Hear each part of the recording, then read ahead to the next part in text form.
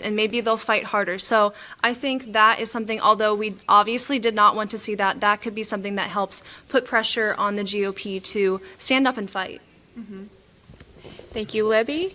Another question we have here that I really want to address is, why are people reporting that Trump resigned? This is misinformation. Trump has not resigned. I think you will see on Twitter if that happens. You guys should check all of your credible news outlets. There's going to be a lot of misinformation floating around over the next few days and probably coming weeks until Inauguration Day.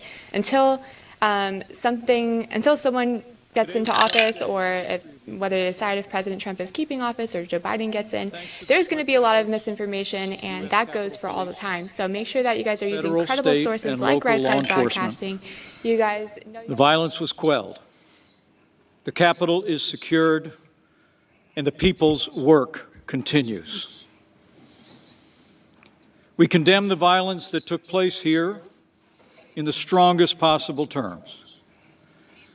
We grieve the loss of life in these hallowed halls, as well as the injuries suffered by those who defended our Capitol today. And we will always be grateful to the men and women who stayed at their posts to defend this historic place. To those who wreaked havoc in our Capitol today, you did not win. Violence never wins. Freedom wins. And this is still the people's house. And as we reconvene in this chamber, the world will again witness the resilience and strength of our democracy. For even in the wake of unprecedented violence and vandalism at this Capitol, the elected representatives of the people of the United States have assembled again on the very same day to support and defend the Constitution of the United States. So may God bless the lost, the injured, and the heroes forged on this day. May God bless all who serve here and those who protect this place. And may God bless the United States of America. Let's get back to work. Facebook cut me off after 8 hours, but right now the Senate is reconvening and going over counting the votes. So all the links are going to be in the description. Come watch live.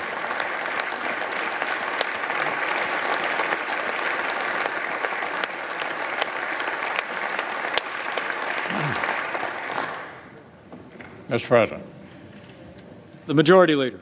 I ask unanimous consent the Majority Leader and the Democratic Leader be allowed to speak, and that the time not count against 2 hours of debate in relation to the objection raised on the state of Arizona. Is there objection? Without objection, so ordered. We're going to see, on man. The state of the American We're going to people, see what he does.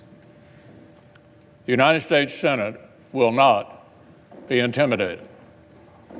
We will not be kept out of this chamber by thugs, mobs, or threats. We will not bow to lawlessness or intimidation. We are back at our posts. We will discharge our duty under the Constitution and for our nation. And we're going to do it tonight. This afternoon, Congress began the process of honoring the will of the American people and counting the Electoral College votes. We've fulfilled this solemn duty every 4 years for more than 2 centuries.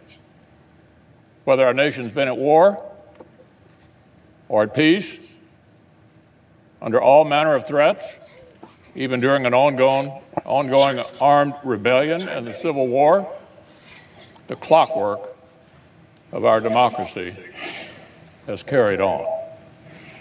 The United States and the United States Congress have faced down much greater threats than the unhinged crowd we saw today.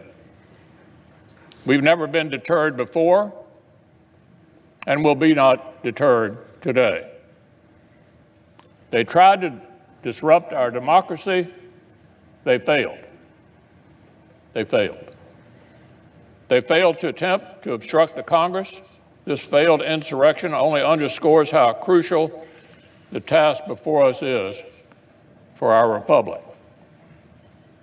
Our nation was founded precisely so that the free choice of the American people is what shapes our self-government and determines the destiny of our nation.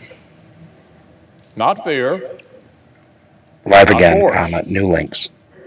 but the peaceful expression of the popular will. Now, we assembled this afternoon to count our citizens' votes and to formalize their choice of the next president. Now we're going to finish exactly what we started. We'll complete the process the right way, by the book. We'll follow our precedents, our laws, and our Constitution to the letter. And we will certify the winner of the 2020 presidential election.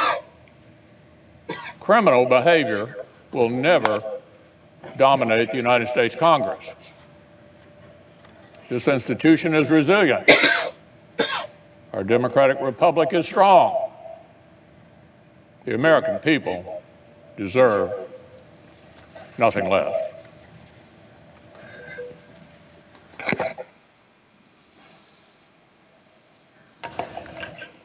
Democratic leader. Mr. President. Mr. President, it is very, very difficult to put into words what has transpired today. I have never lived through or even imagined an experience like the one we have just witnessed in this Capitol. President Franklin Roosevelt set aside December 7th, 1941, as a day that will live in infamy. Unfortunately, we can now add January 6th, 2021, to that very short list of dates in American history that will live forever in infamy. I'm fucking disgusted by this entire This temple situation. to I don't even know if I can do this. democracy was desecrated. Its windows smashed, our offices vandalized. The I love world it. Thank you, saw Nick. Americans' elected officials hurriedly ushered out because they were in harm's way. The House and Senate floors were places of shelter until the evacuation was ordered, leaving rioters to stalk these hallowed halls. Lawmakers and our staffs, average citizens who love their country, serve it every day, feared for their lives. I understand that one woman was shot and tragically lost her life. We mourn her and feel for her friends and family. These images were projected to the world. Foreign embassies cabled home their home. That's how it capitals seems, to Nick. I record agree. The harrowing scenes at the very heart of our democracy. This will be a stain on our country, not so easily washed away. The final, terrible, indelible legacy of the 45th President of the United States, undoubtedly our worst. I want to be very clear. Those who perform these reprehensible acts cannot be called protesters. No, these were rioters and insurrectionists, goons and thugs, domestic terrorists. They do not represent America. They were a few thousand violent extremists who tried to take over the Capitol building and attack our democracy. They're basically going to rush this through and confirm Pence, to the full extent of the law. This is looking like it's going to be Hopefully a coup. by this administration, if not, certainly by the next. They should be provided no leniency. I want to thank the many of the Capitol Hill Police and Secret Service and local police who kept us safe today and worked to clear the Capitol and return it to its rightful owners and its rightful purpose.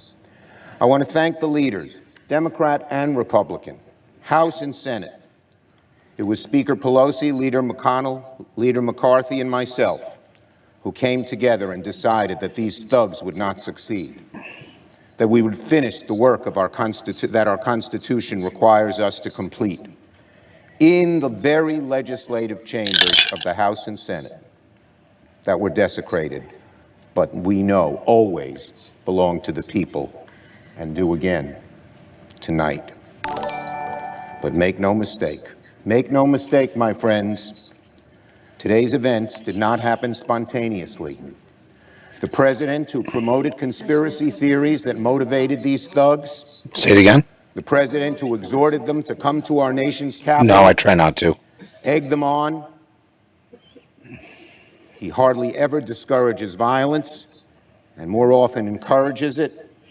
Nothing about Antifa. This is ridiculous. There's a great deal of the blame. This mob. See, even Rich French knows that Antifa, and Rich French is against us most times, and even he knows it was Antifa pretending to be Trump supporters. His lies. This violence. We have the woman's name, by the way. It is Ashley, spelled A-S-H-L-I, Babbitt, B-A-B-B-I-T, a 14-year veteran and patriot who served 4 tours with the U.S. Air Force. Would not have happened without him. Now, January 6th will go down as one of the darkest days in recent American history. A final warning to our nation about the consequences of a demagogic president, the people who enable him, the captive media that parrots his lies, and the people who follow him as he attempts to push America. Chad, thank you for liking. Please like, share, comment, let me know you're here. This is fucking ridiculous. As we reconvene tonight, let us remember. What a day, man. Ain't that the truth? What a day. All this mob has really accomplished is to delay our work by a few hours. We got a huge crowd again. Thank you guys. You guys all came back and then some. Now, and we I'm will glad I brought finish our Facebook task back. tonight. I wish I would have did it hours ago. The House and Senate chambers will be restored good as new and ready for legislating in short order. The counting of the electoral votes is our sacred duty. Democracy's roots in this nation are deep, they're strong, and they will not be undone, ever, by a group of thugs. Democracy will triumph, as it has for centuries. So to my fellow Americans who were shocked and appalled by the images on their televisions today, and who are worried about the future of this country, let me speak to you directly. The divisions in our country clearly run deep, but we are a resilient, forward-looking, and optimistic people, and we will begin the hard work of repairing this nation tonight, because here in America, we do hard things. In America, we always overcome our challenges. I yield the floor. Mr. President. Majority Leader. I yield 2 minutes to the Senator from Oklahoma, Senator Lankford. Senator from Oklahoma. The Vice President, you said things more eloquently than how we say it in Oklahoma. In Oklahoma, we'd say something like, why in God's name would someone think attacking law enforcement and occupying the United States Capitol is the best way to show that you're right? Why would you do that? Rioters and thugs don't run the Capitol. We're the United States of America. We disagree on a lot of things, and we have a lot of spirited debate in this room. But we talk it out, and we honor each other, even in our disagreement. That person is not my enemy. That's my fellow American. And while we disagree on things, and disagree strongly at times, we do not encourage what happened today, ever. Now, I want to join my fellow senators in saying thank you to the Capitol Hill Police, the law enforcement, the National Guard, the Secret Service, who stood in harm's way. While we were here debating, they were pushing back. And I was literally interrupted mid-sentence speaking here because we were all unaware of what was happening right outside this room because of their faithfulness and because of what they have done. And I want to thank them. Ronald Reagan once said, Peace is not the absence of conflict. It is the ability to handle conflict by peaceful means. The peaceful people in my state in Oklahoma want their questions answered, but they don't want this, what happened today. They want to do the right thing, and they also want to do it the right way. They want to honor the constitutional process, but they also want to have debate about election security because they want to make sure it's right, which is why it's an important issue that still needs to be resolved. Transparency in government just doesn't seem like a bad idea. Obviously, the commission that we have asked for is not going to happen at this point, and I understand that. And we're headed towards tonight, towards the certification of Joe Biden to be the President of the United States. And we will work together in this body to be able to set a peaceful example for the days ahead. I yield the floor. Democratic leader. Senator from Nevada, Senator Cortez Masto. Senator from Nevada. Mr. Vice President, I know that this room is full of leaders of both parties who love this country, and many believe that for America to succeed, our politics must find common ground. And that has never been clearer than today, when armed rioters stormed the U.S. Capitol, emboldened by President Trump's false and inflammatory rhetoric about the 2020 elections. I believe that we in this chamber have a special duty as leaders to work together. Yeah, I feel the same way. I'm getting so aggravated. Of our Low politics. blast us, Sarah. And I hope that my colleagues who have questioned the legitimacy after someone of dies, it this went right back. The election blood's not even in dry. Arizona and all of these other states now see the dire and dangerous consequences of sowing doubt and uncertainty. I also know that as U.S. senators, we all take solemnly the oath we swear to support and defend the Constitution of the United States against all enemies, foreign and domestic. At this moment in history, I can think of nothing more patriotic than renewing our faith in the charters of freedom that our founding fathers crafted for our republic, starting with the fundamental American principle in our Declaration of Independence that governments derive their just powers from the consent of the governed. The people have spoken in this election, and our only job here today is to do what they ask. It is not to argue election security. That's not the place for what we are doing today. Our Constitution specifically reserves to the people the right to meet in their respective states and vote for the president and vice president. As a result, individual states oversee and implement the election process, not the federal government. To guard against fraud or irregularities in the voting process, the states are required to have robust election security measures. Likewise, state legislatures have the opportunity to examine evidence of voter fraud before they certify their electoral college votes. And our courts, from district courts to the United States Supreme Court, adjudicate legal challenges and election disputes. All of those things happened after the 2020 election. State houses and courts across the country took allegations of voter fraud seriously and followed the constitutional process to hear challenges to this year's elections.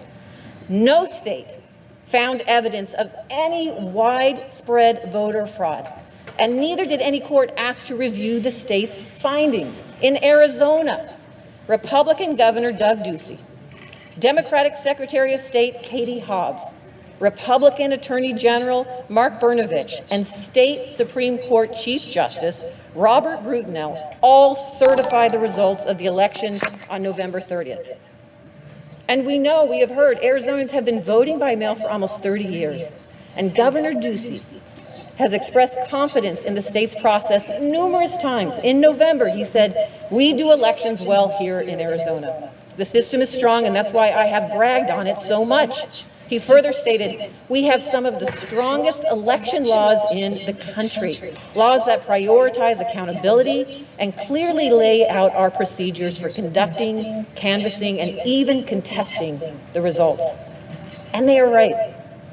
Arizona has one of the most transparent election processes in the country, with built-in accountability, starting with internal auditing. We have heard unfounded allegations that voting machines in Arizona and elsewhere somehow changed vote tallies or somehow improperly rejected ballots while claiming to accept them. These allegations all ignore the fact that Arizona counties conducted ballot audits by hand to double-check the machine counts, and these audits found no widespread fraud or irregularities. Maricopa County, the county where more than 60% of the state population resides, conducted a post-election hand count audit in the week after the election, which showed perfect 100% accuracy in the machine tabulations. So why would we need, my colleagues, to call for a 10-day emergency audit to be conducted by a legislative commission when it's already been done by the state of Arizona? What happened to states' rights? The audit involved checking ballots for the presidential election, but also ballots for federal and state legislative elections. The audit report shows every precinct's machine and hand count totals for each of the races audited. And for every single race in every precinct, the difference between the hand count and the machine count was 0. Maricopa's audit report stated no discrepancies were found by the hand count audit boards. Seeking to find any reason to contest these results, some of those state Republicans then tried to claim that Maricopa County failed to follow state law. Yeah, they had time to write a speech. Yeah, this is staged. Because they let these fucking people in. Instead of voting precincts. This was wrong. And this, too, went to a court. In rejecting this claim, state court in Arizona found that the county followed the properly issued guidance on hand audit procedures from the Arizona Secretary of State. And the court found that Maricopa County officials, therefore, could not lawfully have performed the hand count audit the way the plaintiffs wanted it done.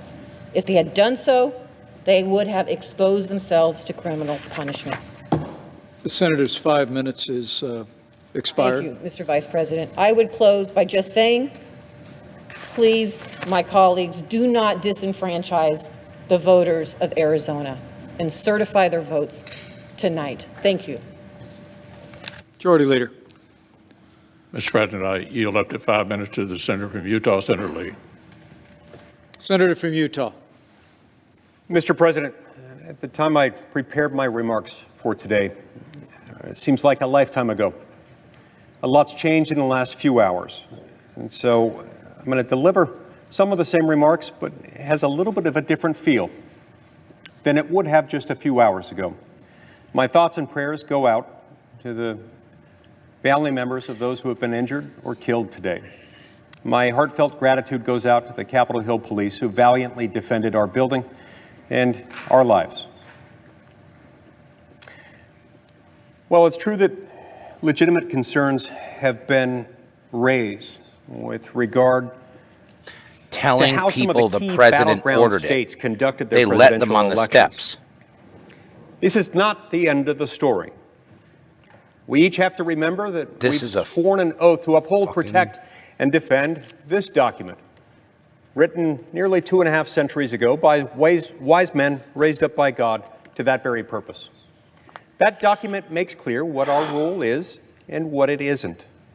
It makes clear who does what when it comes to deciding presidential The sound doesn't elections. echo because my mic's probably picking up the TV. You see, because in our system of government, presidents are not directly elected. They're chosen by presidential electors. And the Constitution makes very clear under Article 2, Section 1, that the states shall appoint presidential electors according to procedures that their legislatures develop. Then comes the 12th Amendment. It explains what we're doing here today in the Capitol. It explains that the President of the Senate, the Vice President of the United States, shall open the ballots, and the votes shall then be counted. It's those words that confine, define, and constrain every scrap of authority that we have in this process. Our job is to open and then count. Open, then count. That's it. That's all there is. Now, there are, of course, rare instances in which multiple slates of electors can be submitted by the same state. That doesn't happen very often. It happened in 1960, it happened in 1876. Let's hope it doesn't ever happen again. In those rare moments, Congress has to make a choice. It has to decide which of the electoral votes will be counted and which will not. That did not happen here. Thank heavens, and let's hope that it never does. Now, many of my colleagues have raised objections or had previously stated their intent to raise objections with regard to these. I've spent enormous time on this issue over the last few weeks. I've met with lawyers on both sides of the issue. I've met with lawyers representing the Trump campaign, reading everything I could find about the constitutional provisions in question. And I've spent a lot of time on the phone with legislators and other leaders from the contested states. I didn't initially declare my position because I didn't yet have one. I wanted to get the facts first, and I wanted to understand what was happening.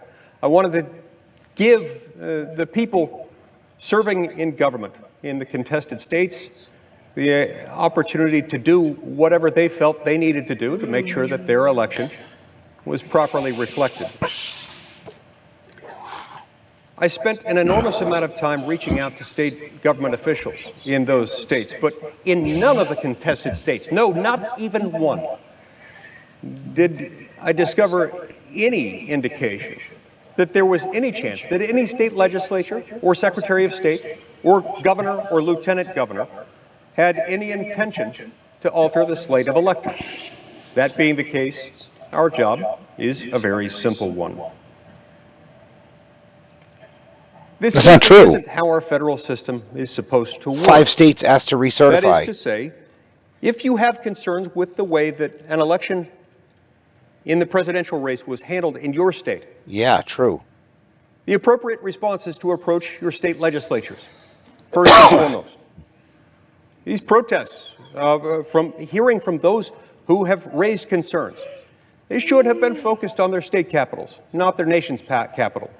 Because our role is narrow, our role is defined, our role is limited. Yes, we are the election judges when it comes to members elected to our own body. And yes, the House of Representatives, they're the judges of their own races there. We also have the authority to prescribe, as a Congress, rules governing the time, place, and manner of elections for senators and representatives. There is no corresponding authority with respect to presidential elections. None whatsoever. It doesn't exist. Our job is to convene, to open the ballots, and to count them. That's it. Thank you, Mr. President. I yield the floor.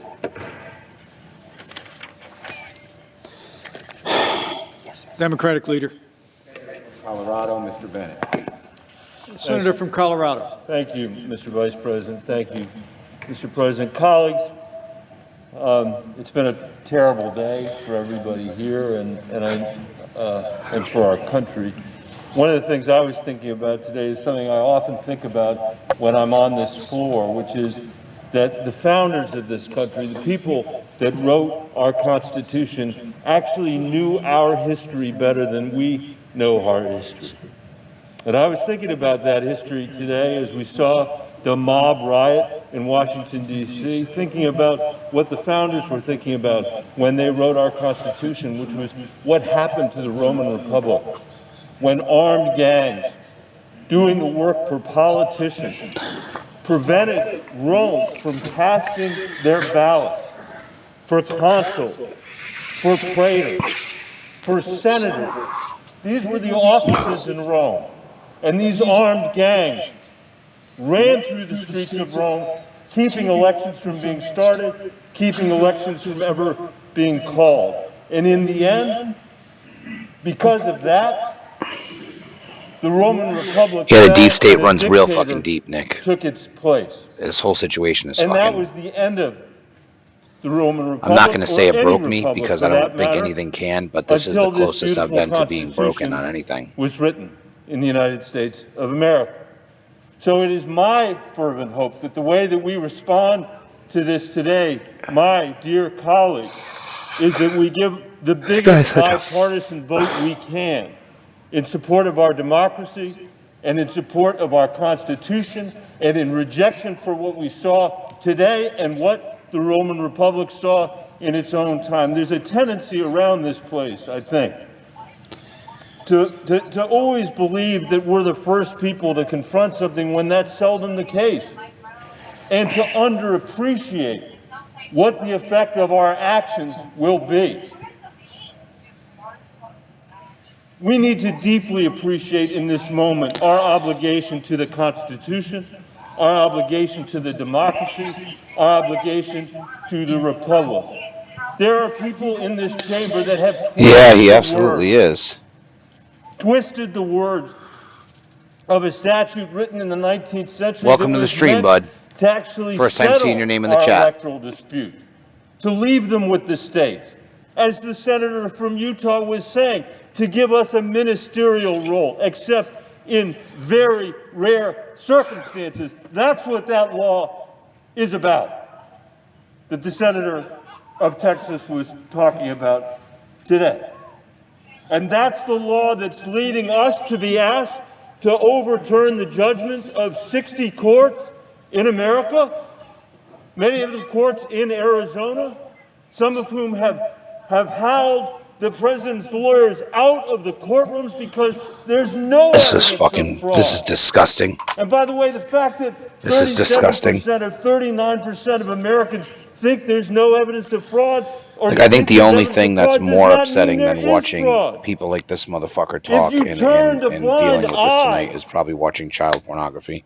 To conspiracy theory, you can't now come to the floor of the Senate and say you're ignoring the people who believe the election was stolen. Go out there and tell them the truth, which is that every single member of this Senate knows this election wasn't stolen. And that we, just as in the Roman Republic, have a responsibility to protect they all turned today, Kevin. The judiciary they all fucking from politicians who will stop at every nothing single one of them to hold on to power. There's nothing new about that either. That's been true since the first republic. We got them all to expose themselves just about. I want to see one still stand up. We find ourselves even Rand Paul is talking shit, and he's like one guy I would have vouched for. Swore an oath to uphold and defend the Constitution. Every single member of the House of Representatives swore the same oath as well. And I think we've got a solemn obligation and responsibility here to prove once again that this country is a nation of laws and not of men. And the only result that we can reach together is one that rejects the claim of the senator from Texas and the other members of the House and Senate who seek to overturn the decisions that are made by the states, by the voters in the states, and by the courts. If we follow what they have proposed, we will be the ones that will have disenfranchised every single person who cast a vote in this election, whether they voted for the president. Ted Cruz is one of the only ones. Jim Jordan, too. Don't forget about Jim Jordan. Listen, I deeply appreciate the opportunity to serve with every single one of you. Thank you, Mr. President. Majority Leader. I yield up to 5 minutes to the senator from Georgia, Senator Loeffler. Senator from Georgia.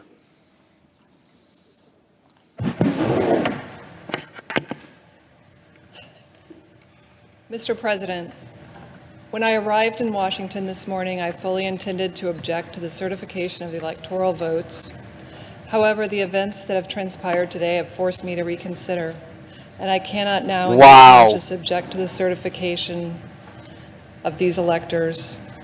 The violence, the lawlessness, and siege of the halls of Congress are abhorrent and stand as a direct attack on the very institution my objected My objection was intended to protect Unbelievable. the sanctity of the American democratic process. And I thank law enforcement for keeping us safe. I believe that there were last-minute changes to the November 2020 election process and serious irregularities that resulted in too many Americans losing confidence not only in the integrity of our elections, but in the power of the ballot. This is written too. Too many Americans are frustrated at what they see as an unfair system. Nevertheless, there is no excuse for the events that took place in these chambers today, and I pray that America never suffers such a dark day again. Though the fate of this vote is clear, the future of the American people's faith in the core institution of this democracy remains uncertain. We as a body must turn our focus to protecting the integrity of our elections and restoring every American's faith that their voice and their vote matters.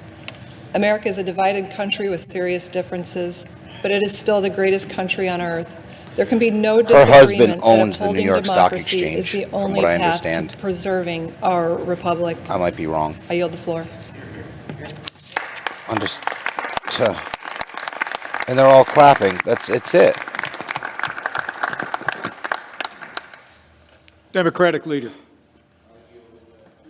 Minutes to Senator Booker and 2.5 minutes to Senator Kaine. In reverse order. Mr. President and my colleagues, Senator from They're going to Virginia. let Cory Booker and I Tim applaud Kaine the talk comments again. of my colleague from Georgia deeply. My first job after school was in Macon, Georgia, working for a federal judge, Lanier Anderson. These guys are And I going to learned a confirm lot the vote. about I don't even know if I integrity want to watch this all the way and to a the end. lot about law from him. I'm fucking disgusted. I also learned some sad lessons that in the history of Georgia and indeed Virginia and many states, so many people, especially people of color, have been disenfranchised over the course of our history.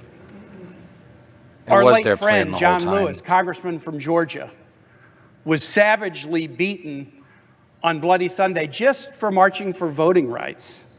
I can't believe That this. act of violence inspired this body, the U.S. Senate, to come together in March of 1965 and work to pass, in a bipartisan fashion, the Voting Rights Act.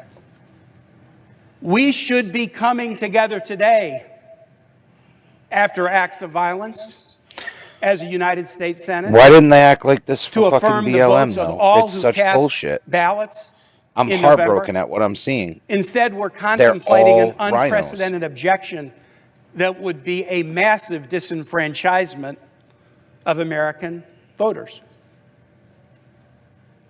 The Georgia result was very clear, a 12,000 vote margin, 2 certifications by Republican officials, 4 separate recounts and canvasses, 7 lawsuits, as in the other states.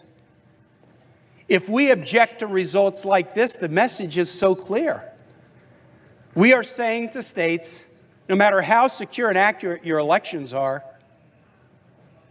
we'll gladly overthrow them if we don't like who you voted for.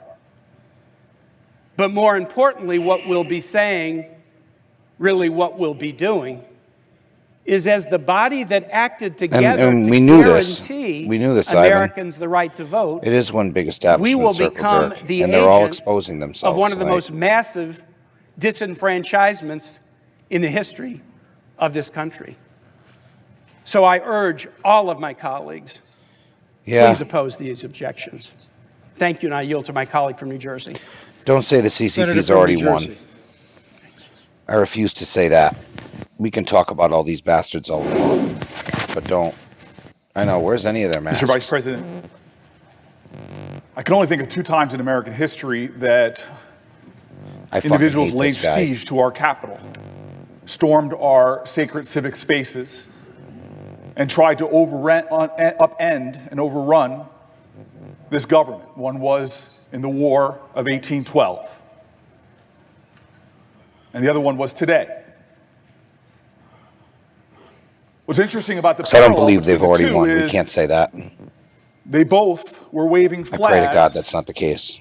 To a sole sovereign, to an individual, surrendering democratic principles to the cult of personality. One was a monarch in England, and the other were the flags I saw all over our Capitol, including in the hallways and in this room, to a single person. They don't deserve to named stand in Donald those Trump. chambers. You're absolutely right. Spartacus. The sad difference between these two times is one was yet another nation in the history of our country that tried to challenge the United States of America. But this time, we brought this hell upon ourselves. They got scared. A colleague from Texas said that this was a moment where there were unprecedented They either got scared or they realized that allegations it of voter worked and they fraud. want us Yes, to do it again. that is true. They were unprecedented when the president, before the election even happened, said, if I lose this election, then the election was rigged. That's unprecedented. It's unprecedented before the night of the voting, even the counting of the vote was even done, that he called it rigged. And it's unprecedented that he is fanning the flames of conspiracy theory to create a smokescreen in this nation to cover what he is trying to do, which is undermine our democratic principles. But it's not just that. The shame of this day is it's being aided and abetted by good Americans who are falling prey, who are choosing Trump over truth, who are surrendering to the passion of lies as opposed to standing up and speaking truth to power, who are trying to fundraise off of the shame of conspiracy theories as opposed to doing the incalculably valuable, patriotic thing to speak truth to our nation. Our democracy is wounded, and I saw it when I saw pictures of yet another insurgency, of a flag of another group of Americans who tried to challenge our nation. I saw the flag of the Confederacy there. What will we do? How will we confront this shame? How will we confront this dark second time in American history? I pray that we remember a Georgian. In his words, all I can say is we must in spirit join together like those Georgians. That's an actor, Bobby on a G. bridge You're called the right. Edmund Pettus, who joined hands, who were called threats to our democracy, who were called outrageous epithets when they sought to expand our democracy. This is a pro to wrestling save it, promo to right heal it, here, not even a good when they one. joined arm in arm and said what we should say now, commit ourselves to that ideal, that together we shall overcome. I want one of these motherfuckers to say Mr. something. President, I yield up to 5 minutes to the Senator from Nebraska, Senator Sass. Senator from Nebraska. Mr. President, thank you. And Mr. Vice President, let me just say before I begin, thank you for the way you have fulfilled your constitutional duties and your oath of office today. It obviously hasn't been easy. Colleagues, today has been ugly. And when I came to the floor this morning, I planned to talk about the lesson of 1801, because I'm kind of a history nerd. And I wanted to celebrate the glories of the peaceful transition of power across our nation's history. It feels a little naive now to talk about ways that American civics might be something that could unite us and bring us back together. 1801 blew everybody's mind all over the world, by the way. John Adams loses to Thomas Jefferson, and Adams willingly leaves the executive mansion and moves back to Massachusetts, and Jefferson peacefully assumes power. And people all over Europe said, that must be fake news. Those must be bad reports. There's no way any executive would ever willingly lay down power. And yet Adams, in defeat, did something glorious to give all of us a gift. I wanted to celebrate that. And Desk Planet, thank you very much. You have sponsored the show this today. building has been along desecrated. with Rob Blood Briggy has been spilled in the and hallways. Sarah and Sierra. I was with octogenarian and Valerie. members of this I chamber that appreciate it needed very to have troops bottom of and my police heart. stabilize It's been a long them day. to get down the stairs. That is amazing, at a time bro, when from a the lot bottom of of my our heart. Thank staffs you. were panicked and under their desks and not knowing what was going to happen to them. It was ugly today. But you know what? It turns out that when something's ugly, talking about beauty isn't just permissible. Talking about beauty is obligatory in a time like that. Why? Why would we talk about beauty after the ugliness of today? Because our kids need to know that this isn't what America is. What happened today isn't what America is. They've been given a glorious inheritance. This is the 59th presidential election. If the vice president wasn't the chair and if the president pro tem was, I'd have made some joke that Chuck Grassley has voted in 2/3 of those 59 presidential elections. He's laughing. It's not as good as Hit Dear, Dear Dead, but it's still got a Grassley laugh. I don't think we want to tell the Americans that come after us that this republic is broken, that this is just a banana republic, that our institutions can't be trusted. I don't think we want that. We don't want that in this body. We don't want that in our hometowns. I don't think we want to tell our kids that America's best days are behind us, because it's not true. That's not who we are. America isn't Hatfield's and McCoy's blood feud forever. America's a union. There's a lot that's broken in this country, but not anything that's so big that the American people can't rebuild it, that freedom and community and entrepreneurial effort and that neighborhoods can't rebuild. Nothing that's broken is so big that we can't fix it. Generations of our forefathers and our foremothers, probably not a word, our ancestors have spilled blood to defend the glories of this republic. Why would they do that? Because America is the most exceptional nation in the history of the world, and because the Constitution is the greatest political document that's ever been written. Most governments in the past have said might makes right, and we saw some of that hooligan nuttery today. Might makes right. No, it doesn't. God gives us rights by nature, and government is just our shared project to secure those rights. America has always been about what we choose to do together, the way we reaffirm our constitutional system, where we've got some governmental tasks, and we all in this body could do better at those governmental tasks, but the heart of America is not government. The center of America is not Washington, D.C. The center of America is the neighborhoods where 330 million Americans are raising their kids and trying to put food on the table and trying to love their neighbor. That's the center of America. We're not supposed to be the most important people in America. We're supposed to be servant leaders who try to maintain a framework for ordered liberty so that there's a structure that back home where they live, they can get from the silver frame of structure and order to the golden apple at the center, as Washington would have said it, which is the things that they build together. The places where they coach Little League, the places where they invite people to synagogue or church. Sometimes the big things we do together are governmental, like kicking Hitler's ass or like going to the moon. Sometimes there is governmental stuff, but the heart of America is about places where moms and dads are raising kids, and we're supposed to serve them by maintaining order and by rejecting violence. You can't do big things like that if you hate your neighbors. You can't do big things together as Americans if you think other Americans are the enemy. Look, there's a lot of uncertainty about the future. I get it. There's a lot that does need to be rebuilt. But if you're angry, I want to beg you, don't let the screamers who monetize hate have the final word. Don't let nihilists become your drug dealers. There are some who want to burn it all down. We met some of them today, but they aren't going to win. Don't let them be your prophets. Instead, organize, persuade, but most importantly, love your neighbor. Visit the widower down the street who's lonely, no one tell anybody that his wife died and he doesn't have a lot of friends. Shovel somebody's neighbor, or shovel somebody's driveway. You can't hate somebody who just shoveled your driveway. The heart of life is about community and neighborhood, and we're supposed to be servant leaders. The constitutional system is still the greatest order for any government ever, and it's our job to steward it and protect it. Let's remember that today when we vote. Democratic leader. Senator Durbin. Senator from Illinois. Thank you.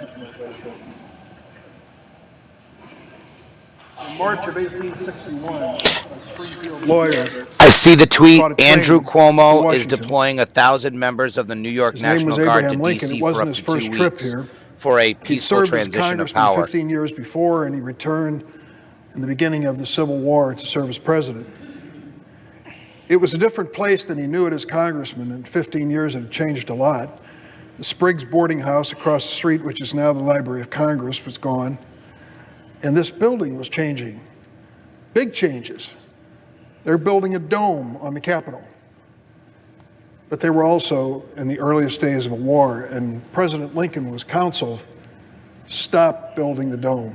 It costs too much money, and we can't spend any more time on it. And he said, no, we're going to build that dome and we're going to finish it.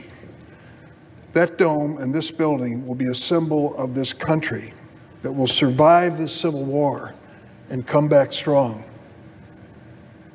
So they built the dome, they won the war, and since those days, that dome and this building have been a symbol to this country, a symbol of unity and of hope.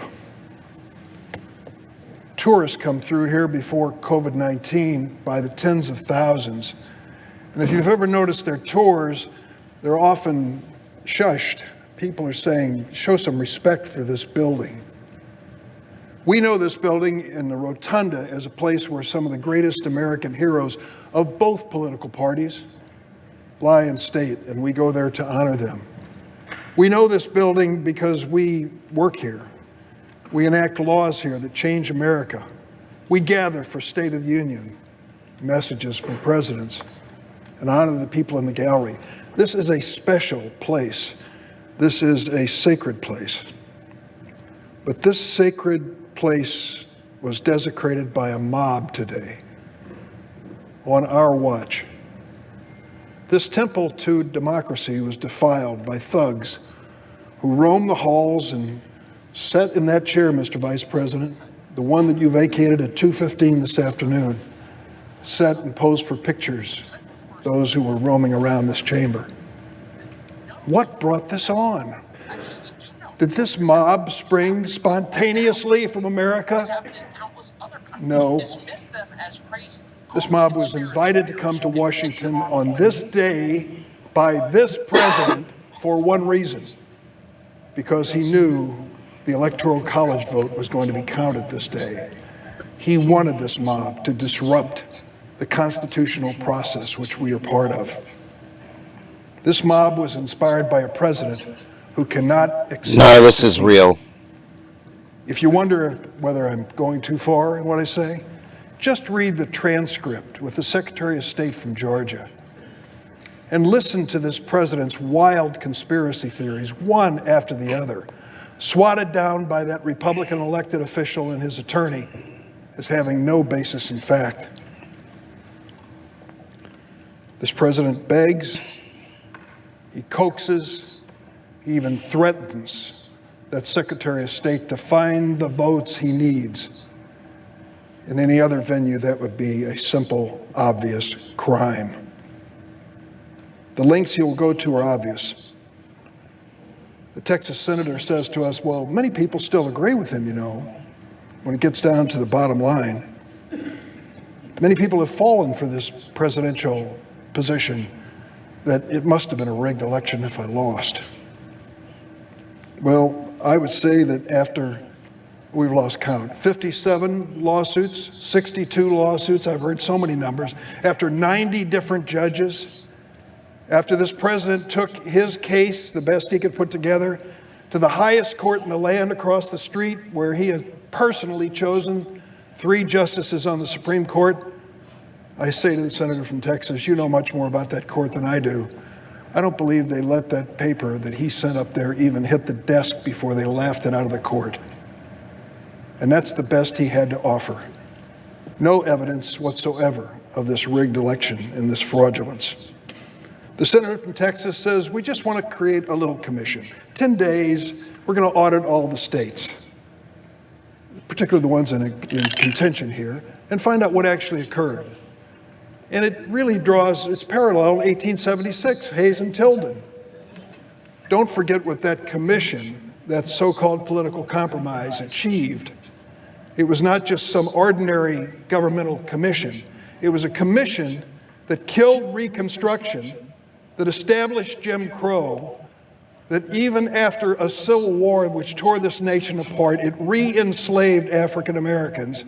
And it was a commission that invited the voter suppression we are still fighting today in America. Let me close by saying this. The vote we're going to have here is a clear choice. of whether we are going to feed the beast of ignorance or we are going to tell the truth to the American people. We saw that beast today roaming the halls. Let's not invite it back. Majority Leader. President, I yield up to 5 minutes to the Senator from Kansas, Senator Marshall. Senator from Kansas. They're just going to give, no one's going to stand Mr. up. President. Freedom of speech and the freedom to protest Ashley are spelled provided in our ASHLI, Constitution. though, Babbitt, but And yes, I that's share the correct. same frustrations many Americans have over the presidential election, the violence and mob rule which occurred at the U.S. Capitol today and across the country over the past year are unacceptable, and I condemn them at the highest level. And like all of us in the chamber, I'm thankful for the heroic law enforcement officers who worked feverishly to restore order so that we get back to the electoral certification process. During my 29-year career as an obstetrician and gynecologist, too often I had to sit down with patients and give them a very bad diagnosis. It might have been a young mother of 3 who I delivered all 3 of her babies, now with metastatic breast cancer, or perhaps another woman with advanced cervical or ovarian cancer, all with a very challenging prognosis. But before I sat down with each one of those patients, I carefully reviewed all their labs, their x-rays, and their pathology. They're going over, technically what they're doing is they're going over the final objections recommendation that was always already going to be a started recommendation previously from my heart. for Arizona. I want And my then fellow once these are Kansans done, and they're all just going to Americans to confirm all know the other states. that I've given as much consideration and thought surrounding the issue objecting to a state's electoral college votes as I did considering the treatment plan for a serious health concern. And today's decision, I want to once hear what Matt again, Gaetz is has from to my say. heart. Mr. President, I rise today to restore integrity to our republic. And I rise to join the many of our colleagues who are all concerned for current and future generations. We must restore faith and confidence in one of our republic's Were they referring most to him as powerful Mr. President patriotic earlier? duties, voting. There is no question our U.S. Constitution empowers state legislatures to execute free, legal, and fair elections. Unfortunately, in several states, the clear authority of those state legislatures to determine the rules for voting were usurped by governors, secretaries of states, and activist courts. Our laws and Constitution should always be followed, especially in a time of crisis. I don't rise to undo a state's legally obtained electoral college votes. Rather, I rise in hopes of improving the integrity of the ballot to hold states accountable to the time-proven constitutional system of the electoral college. This is why I urge the formation of an electoral commission to give constructive suggestions and recommendations that states can make to make our elections once again safe, free, and fair after a year of jarring irregularities. We must and will have a peaceful transition to power. To all my fellow Americans, I have no doubt that our republic can go stronger through this difficult day. May God bless this great republic. Thank you, Mr. President. I yield back. Democratic Leader. Senator Duckworth. Senator from Illinois. President, in 2004, I packed up my rucksack. Oh, you know this bitch is gonna, and this is deployed to fucking Iraq. unbelievable. Ready to sacrifice whatever was asked of me, all because I loved this nation, willing to sacrifice my life if needed. Because I believe in the sanctity of our electoral system, which had declared George W. Bush my commander-in-chief. I earned my wounds, proudly fighting in a war I did not support, on the orders of a president I did not vote for. Because I believed in, and I still do believe in, the values of our nation. Because I believe in a government of, by, and for the people, where voters choose who leads them, not the other way around. I have spent my entire adult life defending our democracy, but I never thought it would be necessary to defend it from an attempted violent overthrow in our nation's own Capitol building. Well, I refuse to let anyone intent on instigating chaos or inciting violence deter me from carrying out my constitutional duties. You know, when my Army buddies and I raised our right hands, when the 45,000 troops in Arizona raised their right hands and swore to protect and defend the Constitution, We did not qualify our oath by saying that we'd follow orders only when the commander-in-chief was someone whose election we were happy with. Just like when every senator in this chamber was sworn into office, we didn't mutter under our breath that we discharge our duties only when it served our political interests or helped us to avoid the wrath of a petty, insecure, wannabe tin pot dictator on the precipice of losing power and relevance. No, there is no ambiguity here. Joe Biden won the election with a record number of votes. Republican officials nationwide confirmed those results, real close. including in Arizona. Trump won this election. As has judge after Trump-appointed judge. He's doing the same rhetoric. Even Trump's attorney general admitted that the United States Department of Justice had not found he's not going to widespread fraud concede, that would have affected and the it's still outcome. not over because that Yet report still, from the executive many order of my still needs to Republican come in. colleagues are asking us But I don't to have too ignore much faith and all of confidence that. in anything anymore after With today no because I evidence of can't their own, believe they're asking us to ignore what court they're rulings, doing right now. ignore Republican election officials, and even worse, ignore the will of the people across this vast, great nation.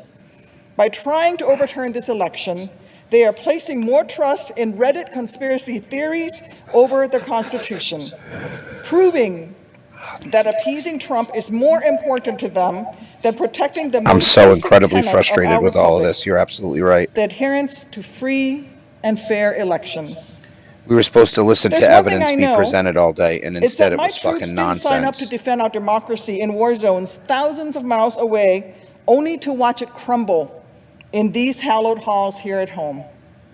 Yet that is what this effort amounts to, an attempt to subvert our democracy, and in the process, it is threatening what makes America American. Because in this country, the power of the people has always mattered I have it set more to not be than child-friendly. the people in power. That is the ideal that this nation was founded upon. That is why a But if few it never did patriots that threw before, some tea in that's Boston interesting. Harbor, why Washington crossed the Delaware, why suffragists were arrested a century ago, and why my friend John Lewis crossed that bridge in Selma in 1965. It is why millions spent a Tuesday in November standing in line, braving a pandemic to make their voices heard. Listen, this administration has always had an adversarial relationship with the truth. Trump always cries conspiracy, always foments chaos whenever something doesn't go his way. But today, we here in this chamber have the opportunity to prove that here in this country, truth matters, that You're so full of shit. matters, that the will of the people matters more than the whims of any single powerful individual. I have no tea to throw in Boston Harbor tonight, and I regret that I have no rucksack to pack for my country, no Black Hawk to pilot.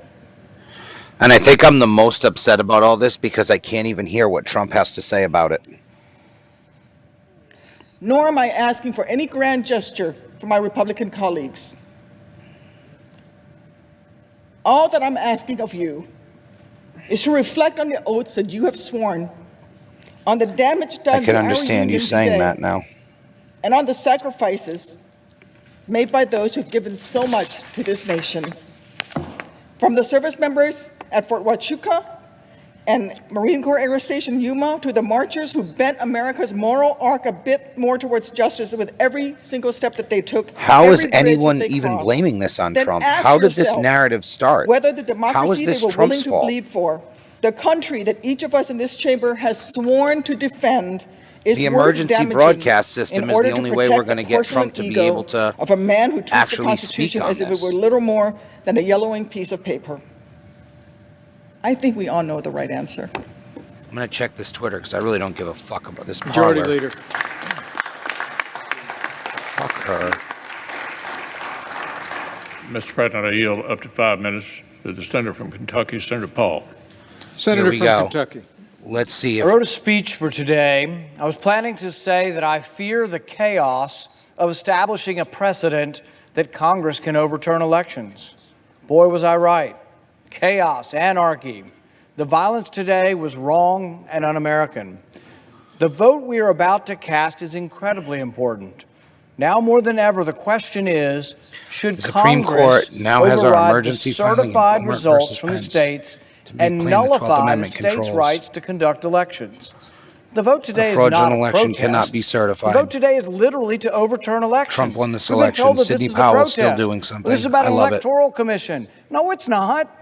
It's about whether to seat the electors that have been certified by a state. It's not about an electoral commission. It's not about a protest. You can go outside if you want to protest. This is about overturning a state-certified election. If you vote to overturn these elections, wouldn't it be the opposite of what states' rights Republicans have always advocated for? This would doom the Electoral College forever. It was never intended by our founders that Congress have the power to overturn state-certified elections. My oath to the Constitution doesn't allow me to disobey the law. I can't vote to overturn the verdict of states. Such a vote would be to overturn everything held dear by those of us who support the rights of states in this great system of federalism that was bequeathed to us by our founders. The Electoral College was created to devolve the power of selecting presidential electors to the states. The Electoral College is, without question, an inseparable friend to those who believe that every American across our vast country deserves to be heard.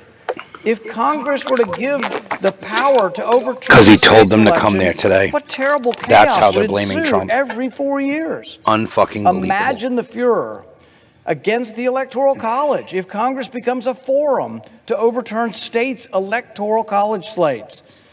It's one thing to be angry. It's another to focus one's anger in constructive ways. That hasn't happened today, to say the least. We simply cannot destroy the Constitution, our laws, and the Electoral College in the process. I hope as the nation's anger cools, This was not expected, we can channel not from energy Rand Paul. into essential electoral reforms at the state level. America's admired around the world for our free elections. We absolutely must fix this mess and restore confidence and integrity to our elections. We must. Democratic leader. Senator from Virginia, Senator Warner. Senator from Virginia. Mr. President, I think like most of us, I'm still pretty reeling from what happened today. What I was going to talk about was some of the work that I'm most proud of since I've been here, with my good friend Richard Burr and all the members of the Intelligence Committee, about a multi-year report we did into foreign interference in our elections. Probably our top recommendation of that 5-volume bipartisan report was that any official or candidate should use restraint and caution when questioning results of our elections. Because when you do so, you often carry out the goals of our foreign adversaries. Use caution because whether knowingly or unknowingly, and whether that adversary is in Russia or China or Iran, their goals are pretty simple. They want to make it appear to Americans, to folks around the world, to their own people, that there's nothing special about American democracy. I was going to try in a feeble way to maybe reach some of the rhetorical heights of Ben Sass, and I knew I couldn't do that. So instead, I know I'm violating rules here. Today's the day for violating rules. So this is a photo that appeared today on one of the most prominent German newspapers. You don't need to draw up it. You can draw up photos from any newspaper or any television feed anywhere across the world. And what is this photo of? It's of thugs. Thugs in the halls of this Capitol, diminishing everything we say we believe in this democracy. When you look at those images, realize those images are priceless. for our adversaries.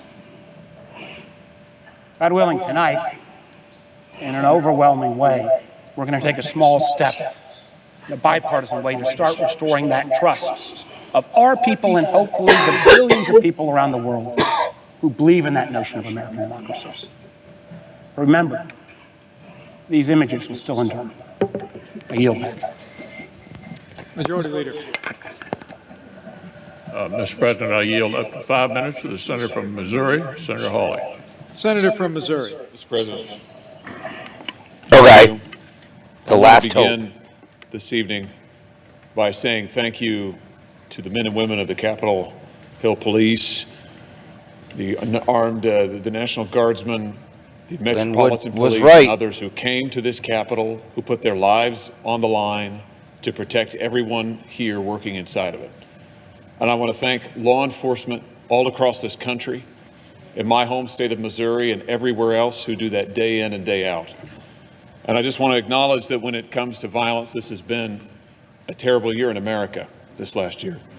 We've seen a lot of violence against law enforcement, and today we saw it here in the capital of the United States. And in this country, in the United States of America, we cannot say emphatically enough, violence is not how you achieve change. Violence is not how you achieve something. There's no violence against police officers. Our Constitution was built and put into place so that there would be, in the Except words of maybe in that Abraham fucking Lincoln, no hallway appeal with Antifa from people, which ballots didn't to look very bullets, nice. which is what we saw, unfortunately, attempted tonight. There is no place for that in the United States of America. And that's why I submit to my colleagues that what we're doing here tonight is actually very important. Because for those who have concerns about the integrity of our elections, those who have concerns about what happened in November, this is the appropriate means. This is the lawful place where those objections and concerns should be heard.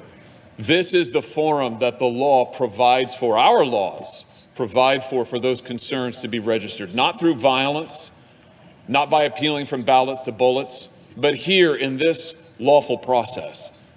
And so to those who say that this is just a formality today, an antique ceremony that we've engaged in for a couple of hundred years, I can't say that I agree. I can't say that our precedents suggest that. I actually think it's very vital what we do. The opportunity to be heard, to register objections is very vital because this is the place where those objections are to be heard and dealt with, debated, and finally resolved. In this lawful means, peacefully, without violence, without attacks, without bullets. And so, Mr. President, let me just say now briefly, in lieu of speaking about it later, a word about Pennsylvania, which is a state that I have been focused on, objected to, as an example of why people are concerned, millions of Americans concerned about our election integrity. The state of Pennsylvania, quite apart from allegations of any fraud, you have a state constitution that has been interpreted for over a century to say that there is no mail-in balloting permitted except for in very narrow circumstances that's also provided for in the law. And yet, last year, Pennsylvania elected officials passed a whole new law that allows universal mail-in balloting and did it irregardless of what the Pennsylvania Constitution said. And then when Pennsylvania citizens tried to go and be heard on this subject before the Pennsylvania Supreme Court, they were dismissed on grounds of procedure. I thank God that this guy is still standing standing up. up. That Supreme Court's own precedent. So the merits of the case have never been heard. The constitutionality of the statute actually has never been defended. I'm not aware of any court that has passed on its constitutionality. Actually, I'm not aware of anybody who's defended the constitutionality. And this was the statute that governed this last election, in which there are over 2.5 million mail-in ballots in Pennsylvania. This is my point, that this is the forum.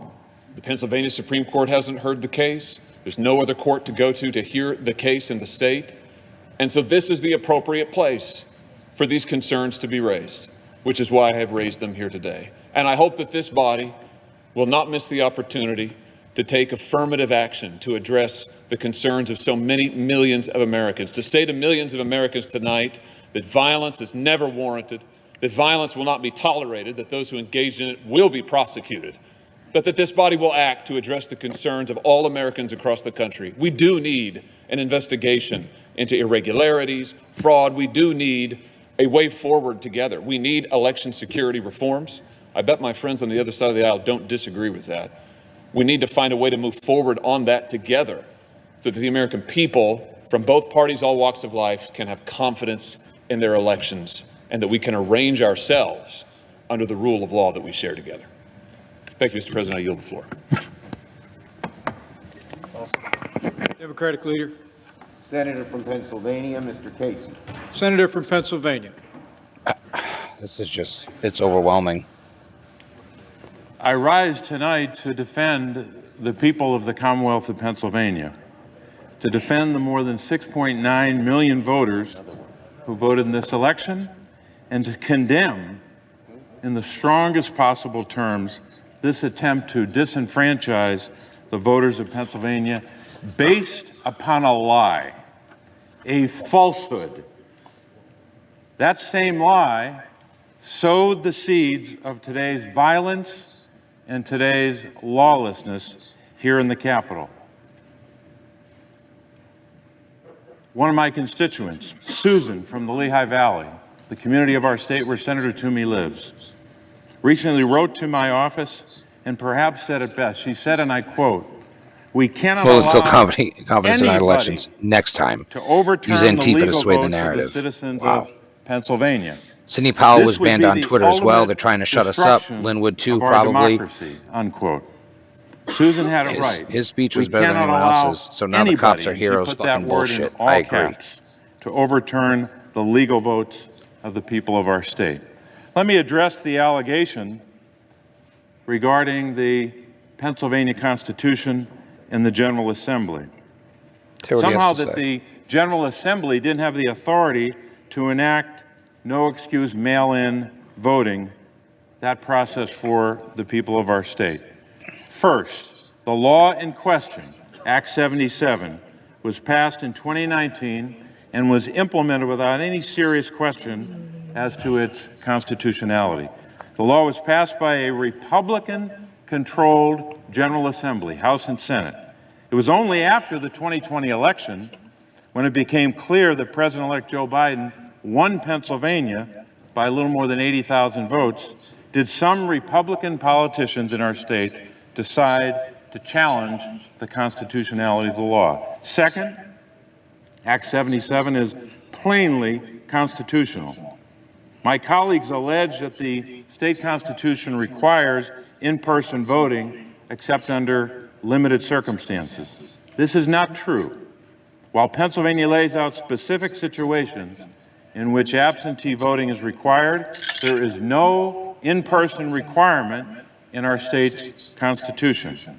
The Constitution sets a floor, not a ceiling, for this type of voting.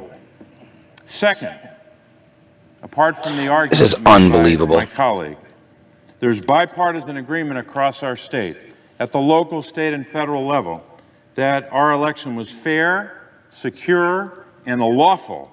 On Monday, my colleague from Pennsylvania, Senator Toomey, wrote in an op-ed, and I'm quoting, "The evidence is overwhelming that Joe Biden won this election," unquote.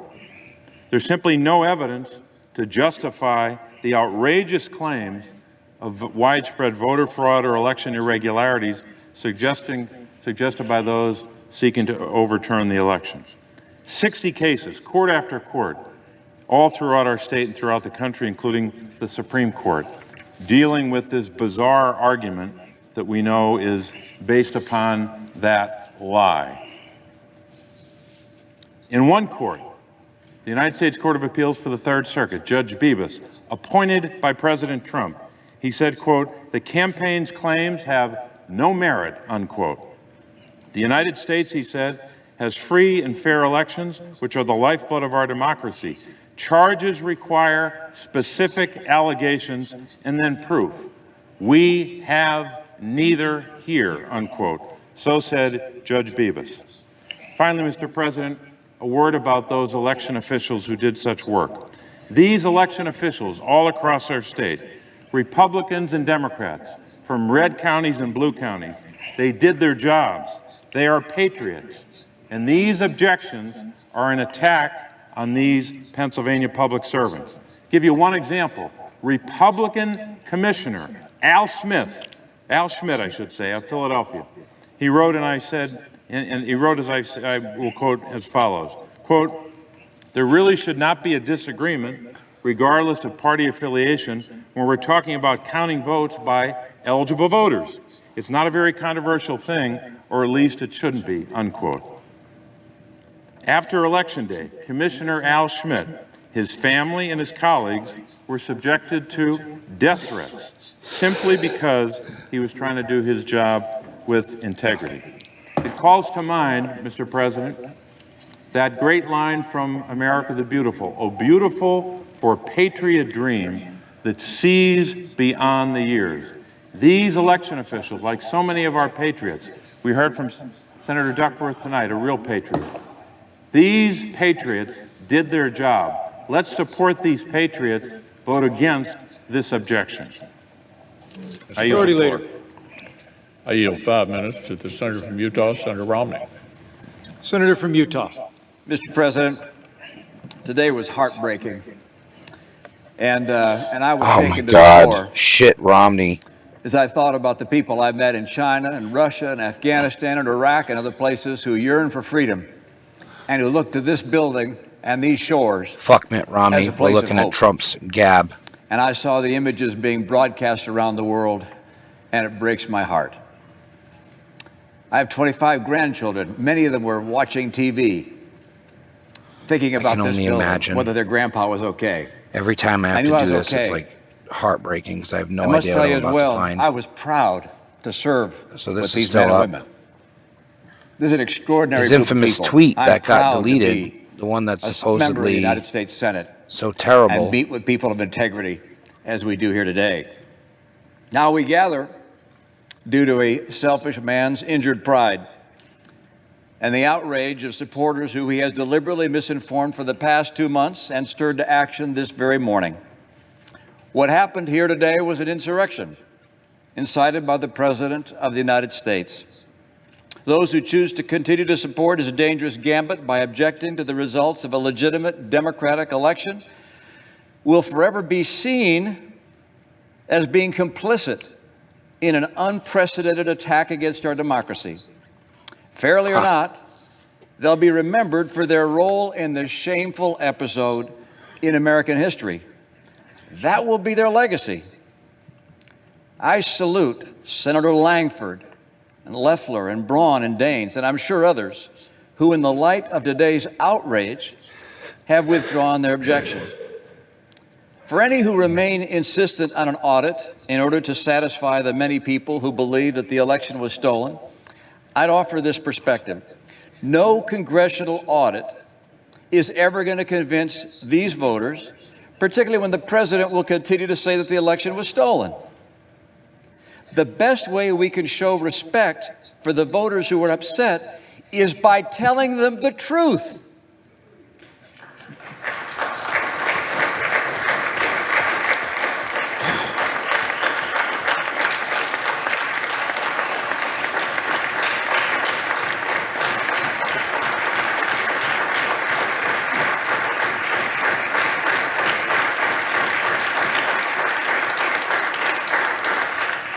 That's the burden. This was a fucking setup. That's the duty of leadership. Everything is preserved and ready there. The truth is that President-elect Biden won the election. Tweet. President Trump lost. I've had that experience myself. It's no fun. Scores of courts, the president's own attorney general, state election officials, both Republican and Democrat, have reached that unequivocal decision. And in light of today's sad circumstances, I want to cry and not like the weigh our own political fortunes more heavily than we weigh the strength of our republic, the strength of our democracy, and the cause of freedom. What's the weight of personal acclaim compared to the weight of conscience? Leader McConnell said that the vote today is the most important in his 36 years of public service. Think of that. It's going to now become authorizing illegal 2 wars, voting on 2 impeachments. To say that. He said that not because the vote reveals something about the election. It's because this vote reveals something about us. I urge my colleagues to move forward with completing the electoral count, to refrain from further objections, and to unanimously affirm the legitimacy of the presidential election. Thank you, Mr. President.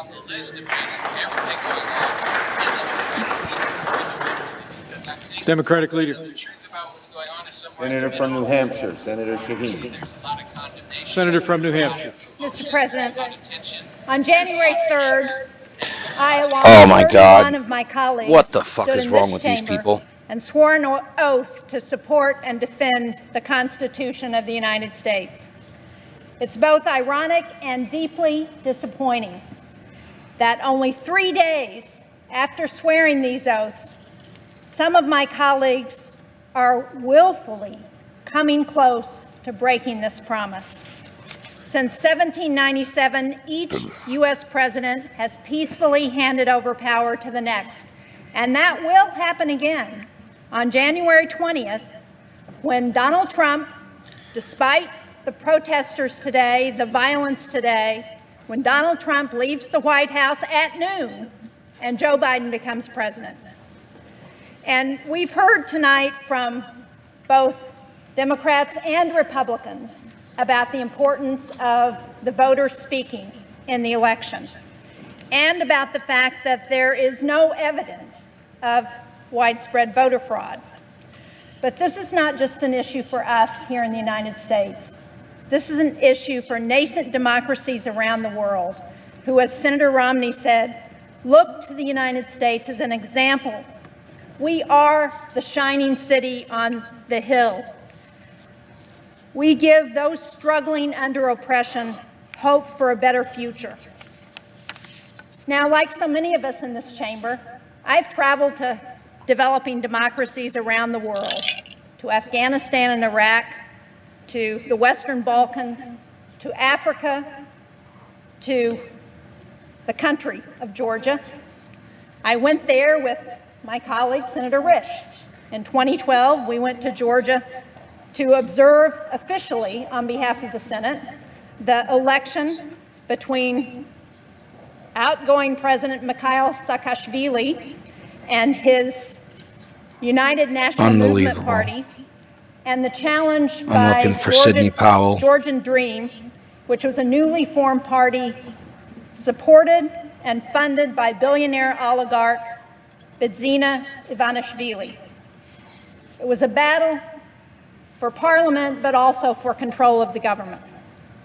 Senator Risch and I visited multiple polling places on Election Day, and we agreed with the international assessment that that election was free and fair and that Georgian Dream were the winners.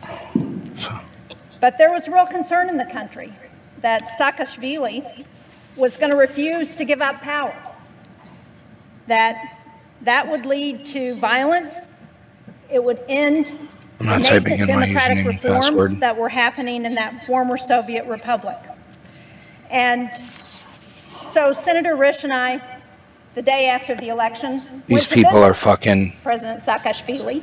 They're energy vampires, to try and man. talk him out of staying in Good night, my power. friends. Hang in there and try not to get too disappointed. I remember very clearly going to his home. Right? I want to fight for this country, but if some states can shut down the Constitution and get away with it, maybe republics, centric states should band together and form something new. Am I crazy? It makes me want to move to Texas. The hallmark of that was to turn over power, a country that will honor the Constitution, to the person that the voters chose. Let's see what comments I missed. Well, President Saakashvili listened to us, and he did. Where are the Republicans? Yeah, you wouldn't even know the difference because they sound like Democrats. They're all the ones that are getting introduced by Cocaine Turtle. That future generations check your Cash App. I sent a donation to Extreme all day, and I appreciate it. I have somewhere to check. Thank you very much, Sierra. I appreciate it so much. You guys, everyone who's donated today, you guys have been so awesome and made this, especially at, believe it or not, a very important time, made this amazing. And I appreciate every donation, every share, every like, and everyone, every comment, even the trolls, and everyone who stuck with us and hung out today throughout this crazy day. Even as they speak out against foreign leaders who ignore their own people. I want to fight. Where are the Republicans? They will fail, yeah, and right? history will remember them. You wouldn't even know the difference. And I hope that future generations will view the actions of some of those folks today as little more than an unfortunate anomaly. Future opportunists may use this ill-fated effort to seek short-term political gain over the long-term stability of our republic. But for the sake of our great country and America's standing in the world, I ask my colleagues today to fully endorse the results of the free and fair election and set aside this partisan attempt to subvert the will of the people. We should be venerating the peaceful transition of power, even if our own preferred candidate didn't win. That is, after all, who we are in the United States of America. Thank you, Mr. President. Majority Leader. Mr. President, I yield up to 5 minutes to the Senator from Ohio, Senator Portman. Senator from Ohio. I think this guy's supposed to be a Republican. Mr. Vice President, you have fulfilled your duties Senator Portman as President of the Senate tonight with distinction, and we all appreciate it.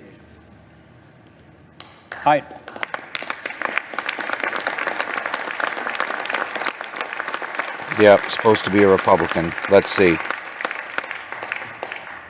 I thought about changing my mind and not speaking tonight, given the lateness of the hour, and I know all of my colleagues would have appreciated that greatly.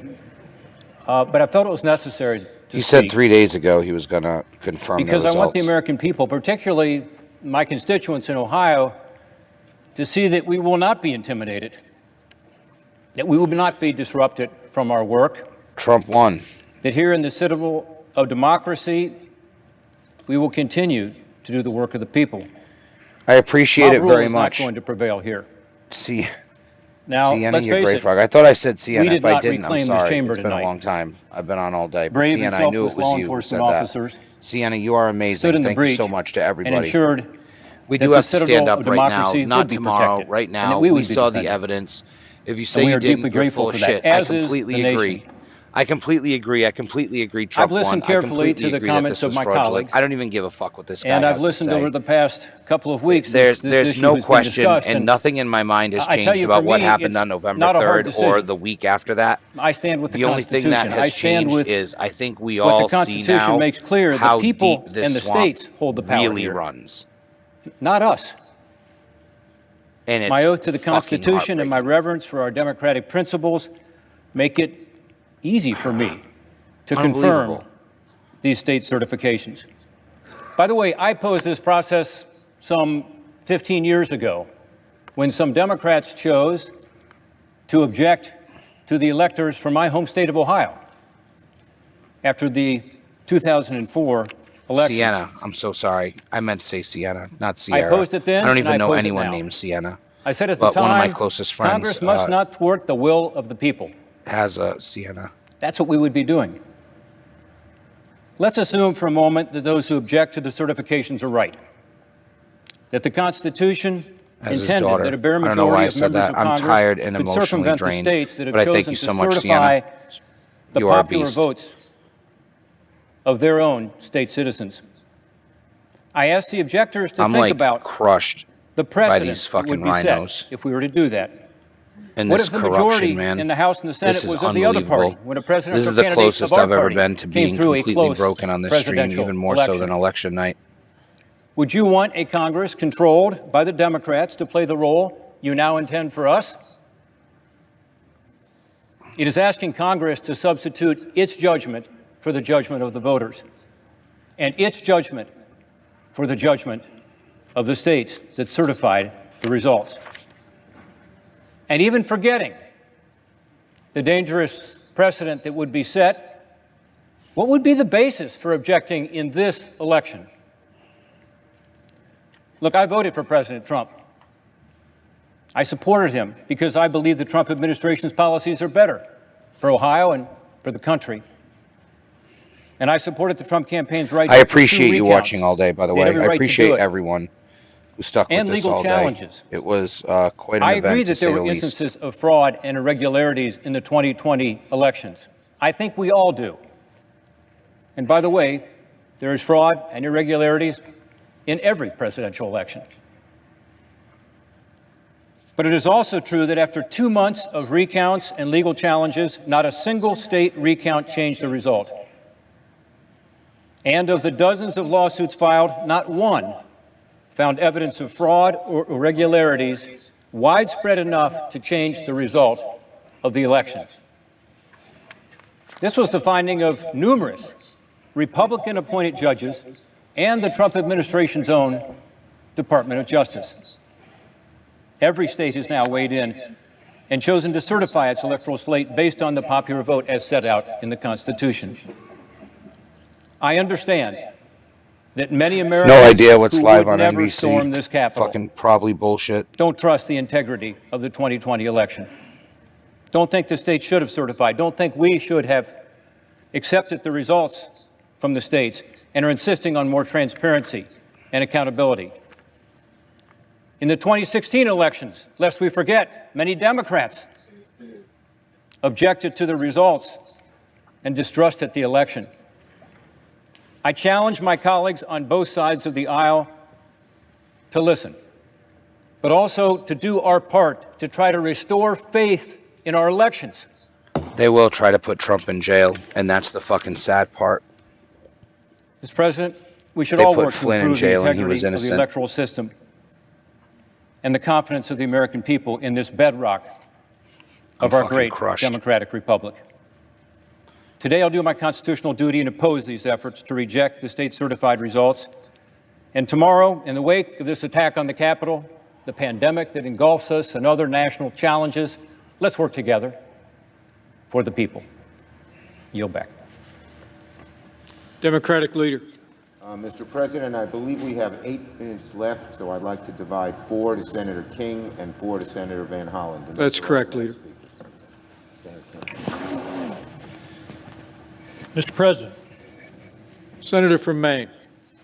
Mr. President, Winston Churchill once said that he could do a 2-hour speech extemporaneously, but a 10-minute speech took immense preparation. I don't know what he would have said about a 4-minute speech. We are a 240-year anomaly in world history. We think that what we have here in this country is the way it's always been.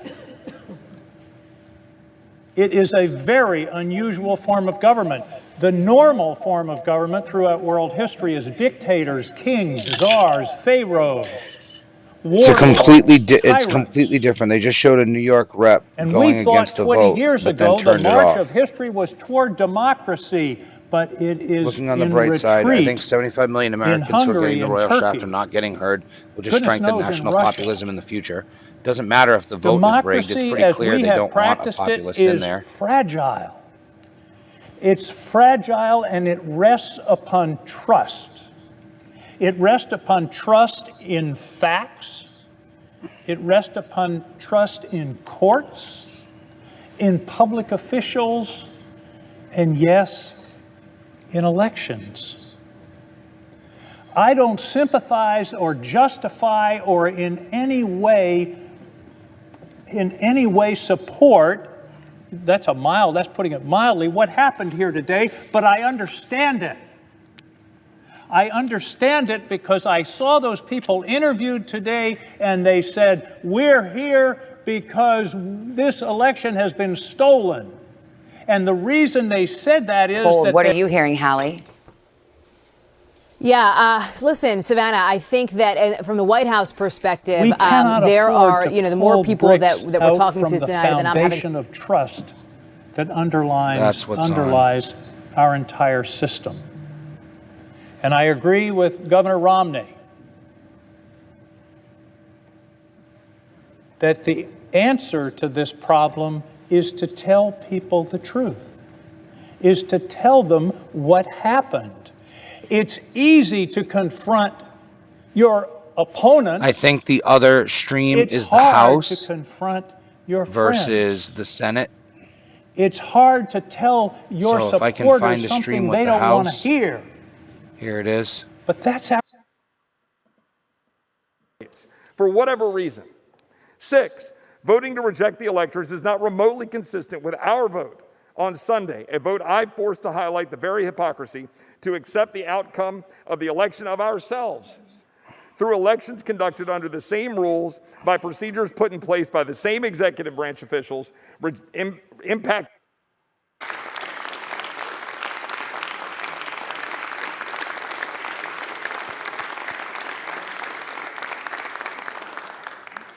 This hallowed temple of democracy is where generations of Americans have peacefully come together to face our nation first.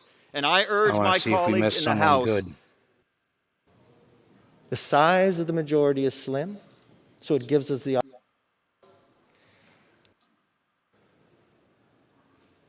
people who think that the election has been stolen, there's some fraud. Why do they think it? Because the commander-in-chief said so.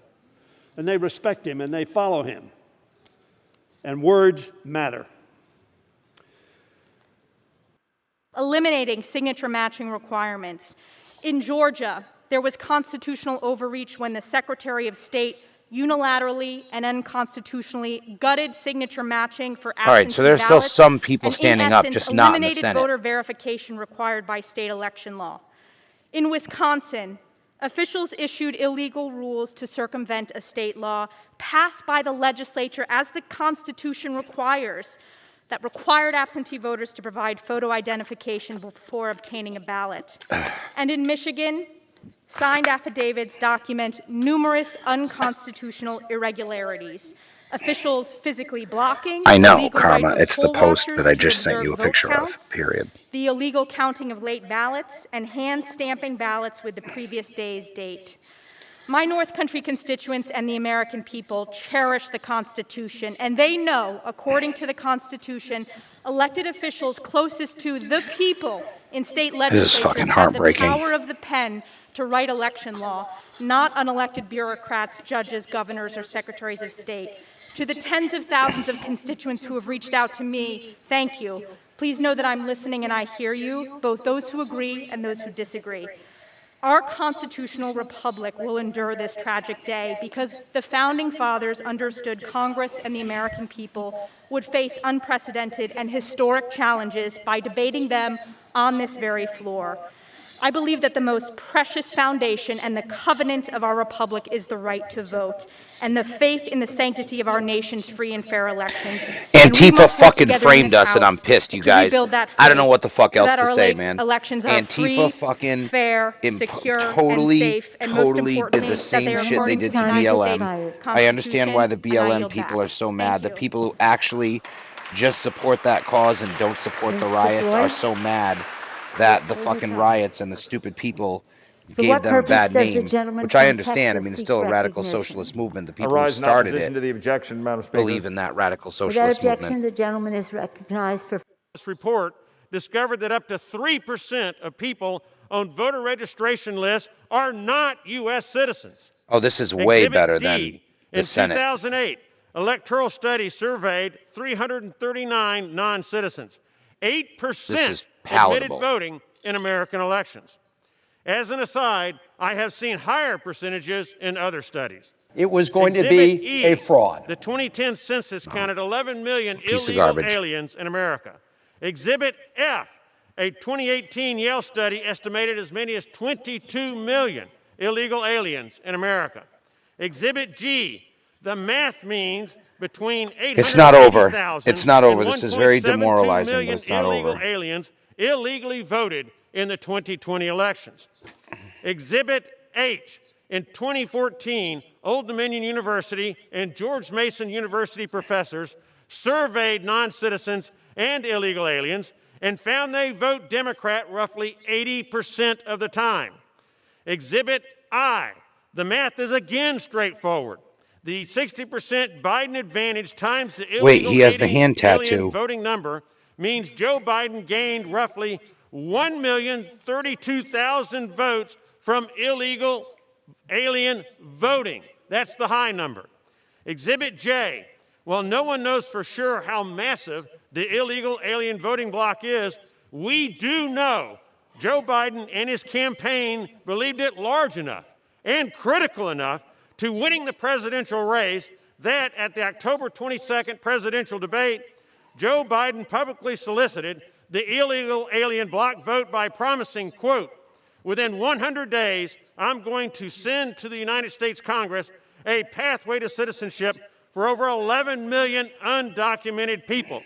Ladies and gentlemen, Madam Speaker, that is the pot of gold. And at apparently the end the of police rainbow just let for them illegal in aliens. and told them it was the Joe president's Biden knew orders. exactly what he was doing by seeking the illegal alien block vote. After all, on May 11th, 1993, then Senator Joe Biden voted for the National Voter Registration Act that makes it illegal to require proof of citizenship from illegal aliens and other non-citizens when they seek to register to vote. Madam Speaker, the evidence is compelling and irrefutable.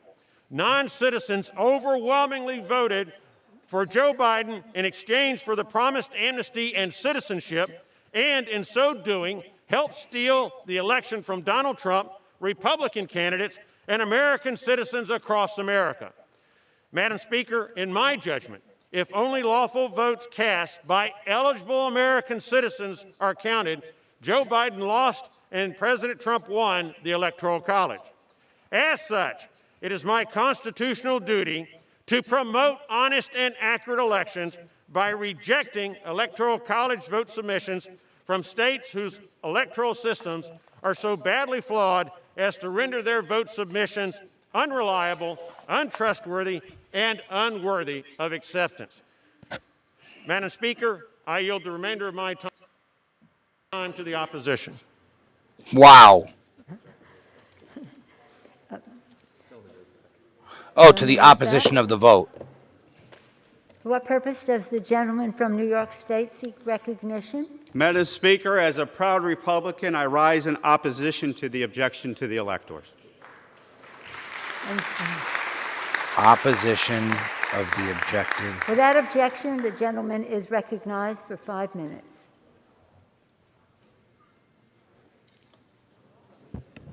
Madam Speaker, I come to this side of the aisle as a proud Republican, but most importantly, as a proud American. Today we saw an assault on our democracy. I love this institution. You guys, I can't do it anymore. the United States Congress. And I love the United States Americans of America. are getting the royal shaft. And what I saw today and not getting her is going to strengthen national populism in the future. That is the bright side. The blood of my father that is in the soil of Europe and in the soil of Korea. I don't know if I can do it anymore. I don't know if I can get through this fucking rhino's testimony. Through that blood. They made me feel like I can't even tell the truth. They made me feel like I can't even say how I actually feel because my channel and my fucking... We settle our differences. Lower this guy the fuck down right now. He's going to get lowered way down. He's going to be a background voice because he's a cuck and he's a piece of shit. And all the Dems are applauding him. Okay? You know, they made me feel tonight. I'm actually going to put it up to mistake full blast, to my colleagues on the Democratic. Turn it down. They made me feel like I can't fucking say what I want to say. They made me say I can't express how I actually feel. They put me in a position where I have to pretend that I feel a certain way. Like this was it. Like I feel like no more freedom of speech. No more freedom in this country. And I feel like this happened like right now today in a quick fucking onslaught. You know what I mean? And it's terrible though. It's terrible. You know, Facebook and Twitter, they're blaming Trump for this. Like, I haven't looked at the real media all day, so I don't even understand what they're telling these people. I don't even understand where this is coming from. We've all been in the same place all day. I just watched on the ground.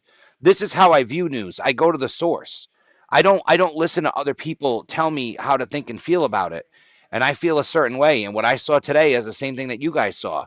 We saw a video of cops. All right, I'm going to break it down how. It's another cuck.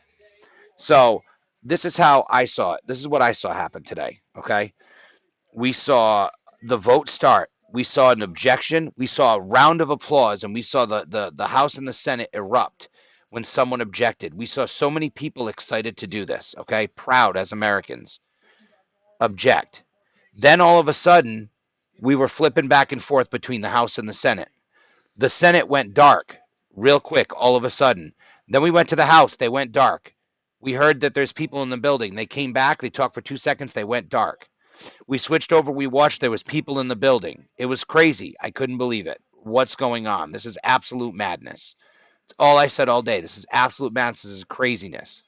People are taking the country back, were my exact words multiple times. Nobody got hurt. Nothing was broken. I didn't see any riots. I didn't see any violence. I didn't even hear them shouting violent things. I didn't hear them calling for people to be hung. I didn't hear them calling for people's death. I just heard them sing the national anthem, saying fight for Trump, saying stop the steal. That's it. Yeah, they broke into Nancy Pelosi's office. Yeah, they were on her computer. Yeah, they were sitting there and people were talking a lot of shit, but not talking a lot of shit like anything violent. You know, just shit talking. You're a jerk. You're an asshole. You're terrible. You know, but it's at the point now where what happened, and then we watch a video, of the police letting the fucking people go to the building. I don't even want to call them patriots because I don't know who the fuck ran in that building. I don't know. I know it certainly appeared that there were Trump supporters that were going to the building. I know we certainly saw someone die today, get shot in the neck. But nobody got hurt other than her. No cop got hurt. Yeah, we watched a video of some people trying to push past cops. We don't even know who those people were. I would love to see who those people were. And I don't support those people. I'll say that right now. The people that were clawing at the cops' faces and shit, that's not okay. I don't think they should have been trying to, force their way into the building. I don't even know if that's how they got into the building. They made a movie. They made it a movie. It's been a movie, though. The thing is they just changed the ending. This is the Disney cut of the last Star Wars movie. Instead of giving us the Lucas cut, they gave us the Disney cut. That's what this is. This is the movie nobody wanted to see. And now here we are.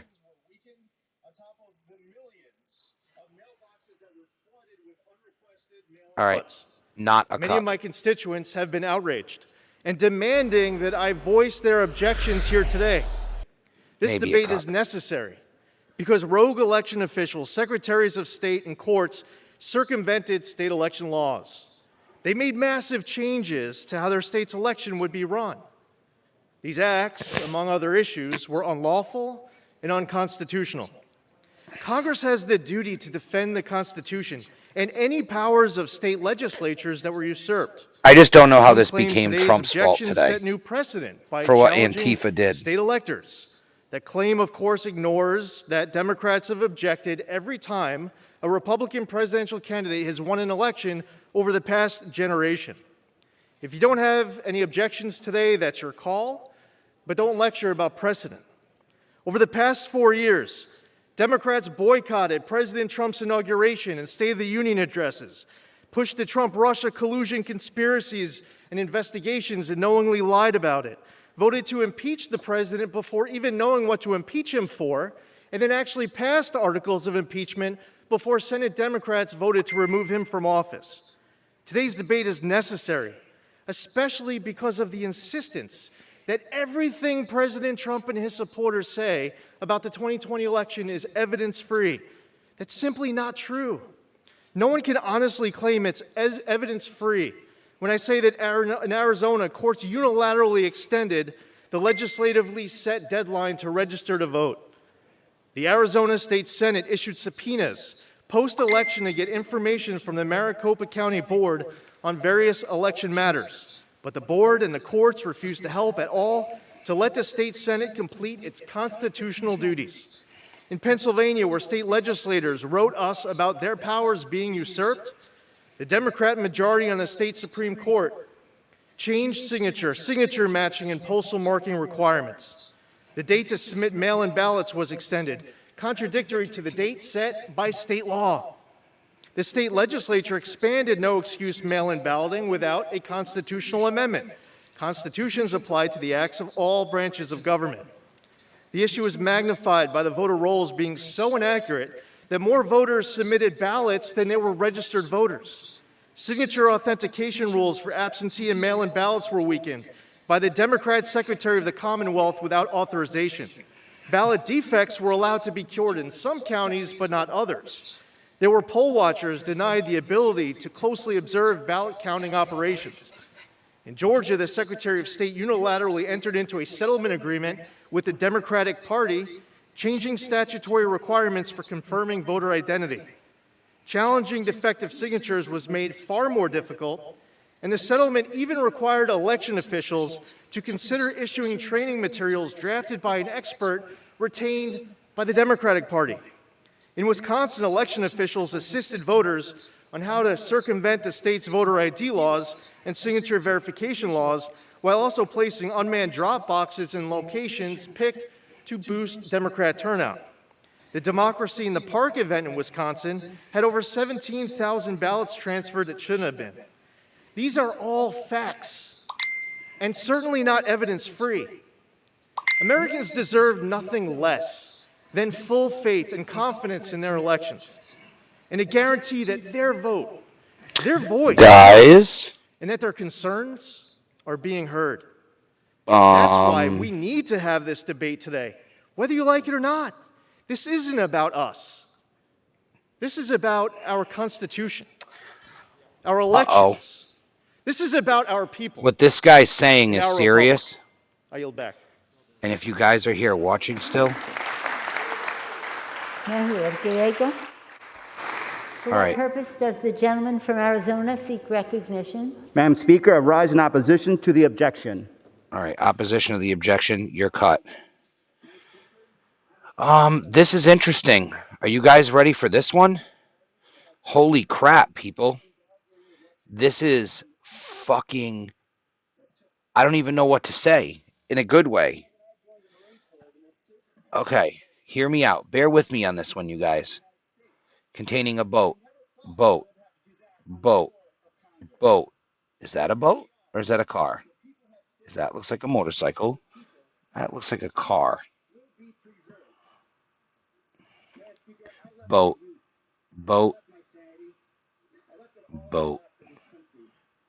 Everyone's making jokes on the Donald. Like, if you're here, you know what a boat looks like. Okay.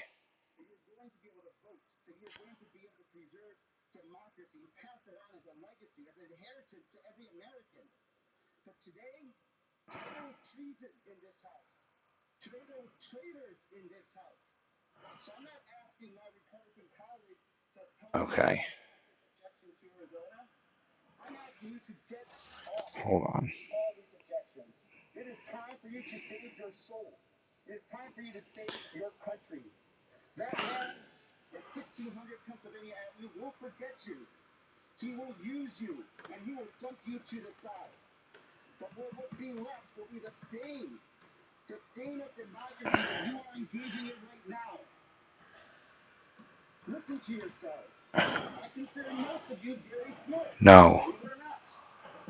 But the idea that we would rig an election for the president and not preserve Are you ready for this? seats for all the things that we just lost in Washington is absurd. The idea that we would help President Biden win, but wouldn't make sure that we got enough senators in the Senate for us to conversation is absurd. The idea that there is somehow nefarious voter registration in Arizona. Look at this. POTUS just told everyone to disperse and go home. Check another box. Before invoking the powers under the Insurrection Act, requires the president to first publish a proclamation ordering the insurgents to disperse.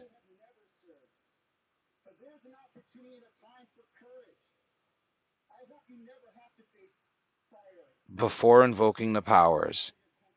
Proclamation ordering as part of the Posse Comitatus Act of 1878. These provisions are now codified as amend.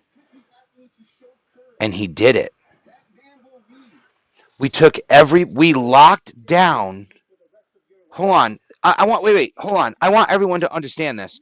Maybe I'm going crazy. Maybe I'm a conspiracy theorist. Maybe I'm losing it. Or maybe I'm actually putting some pieces together right now that are pretty wild. Every single senator and congressman, including Mike Pence, are in that building. We brought everyone downstairs and everyone is accounted for. We now have the entire building surrounded by the National Guard. They can't go anywhere.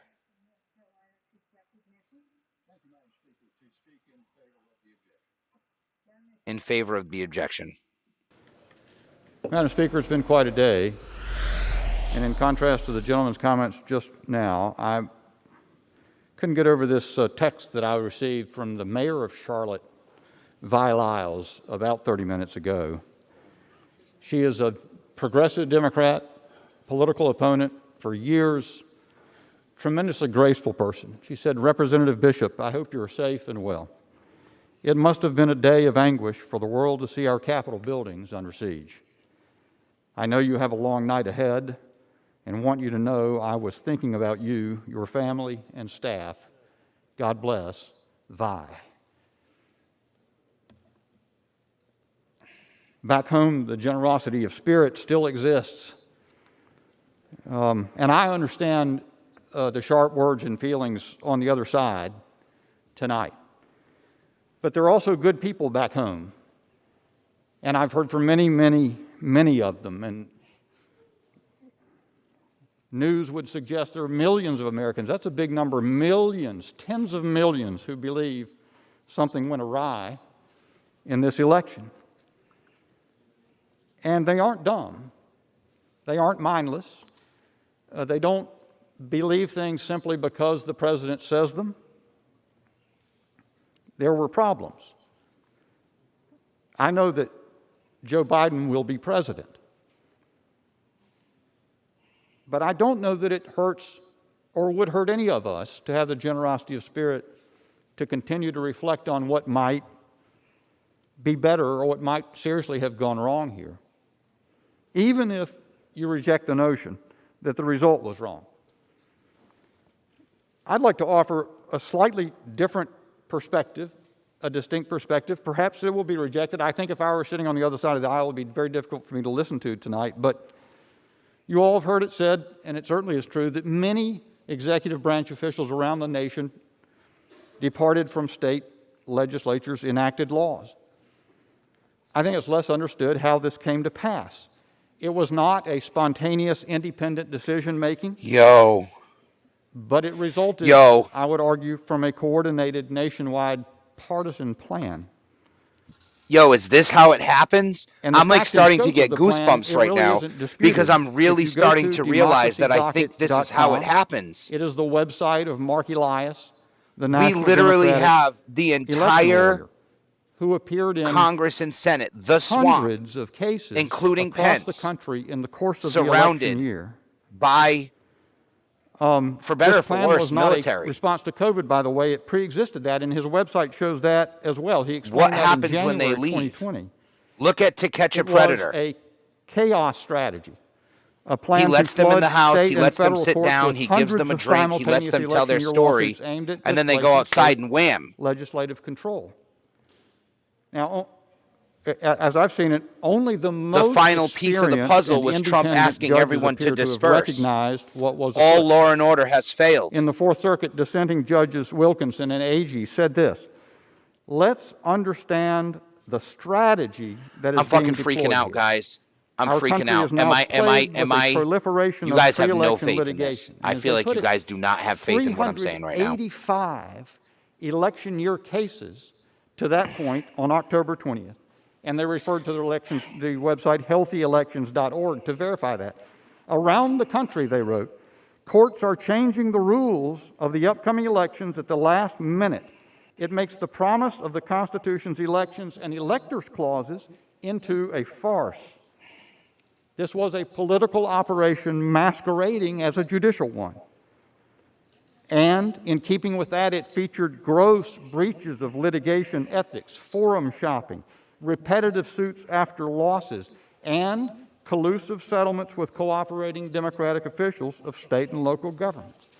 That, ladies and gentlemen, is what led to officials changing the rules in state after state, mainly through consent orders or the preliminary unreviewed decisions of state and federal trial judges inclined by partisanship or having I'm limited holding on to experience hope, with the man. electorate. We don't have too much of a fucking In choice. turn, the displacement of rules set by state legislatures led to chaotic conditions on the ground, about which so many Americans are angry and disheartened.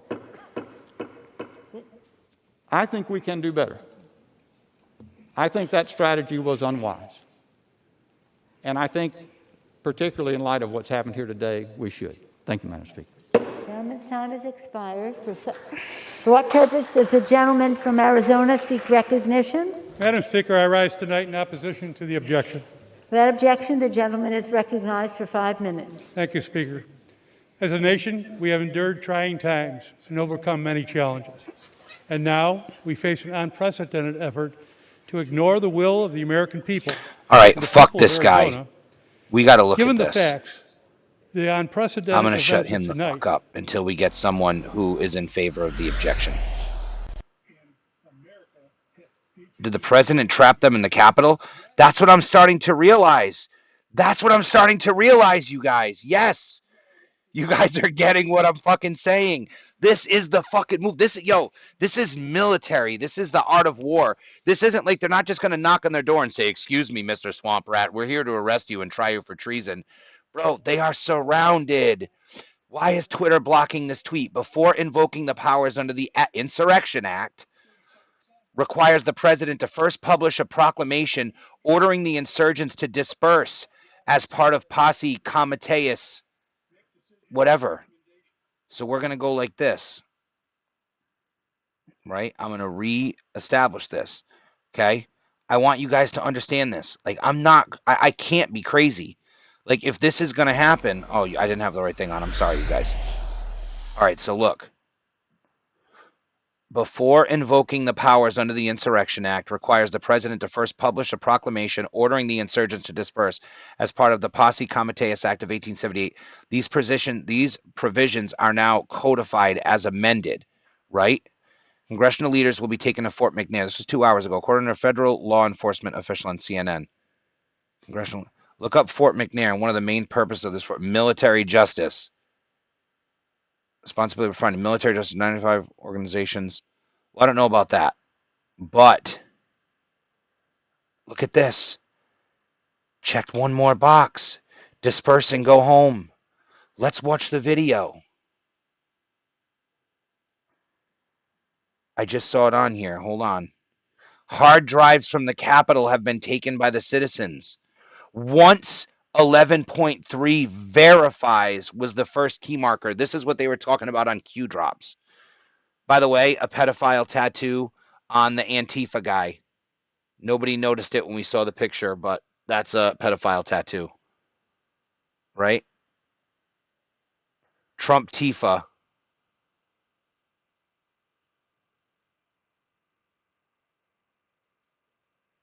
Fuck the police. It's official, 100%.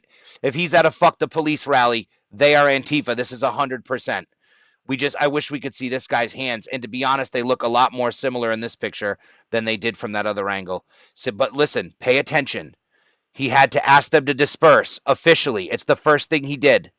I know your pain. I know you're hurt. We had an election that was stolen from us. It was a landslide election, and everyone knows it, especially the other side. But you have to go home now. We have to have peace. We have to have law and order. We have to respect our great people in law and order. We don't want anybody hurt. It's a very tough period of time.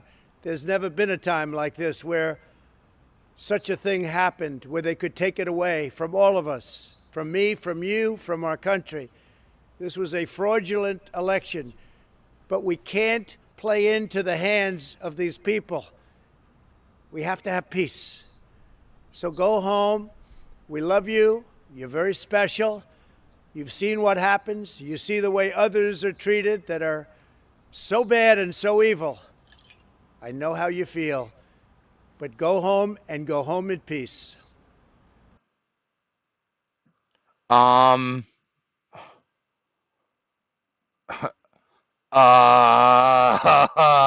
Like, am I fucking crazy?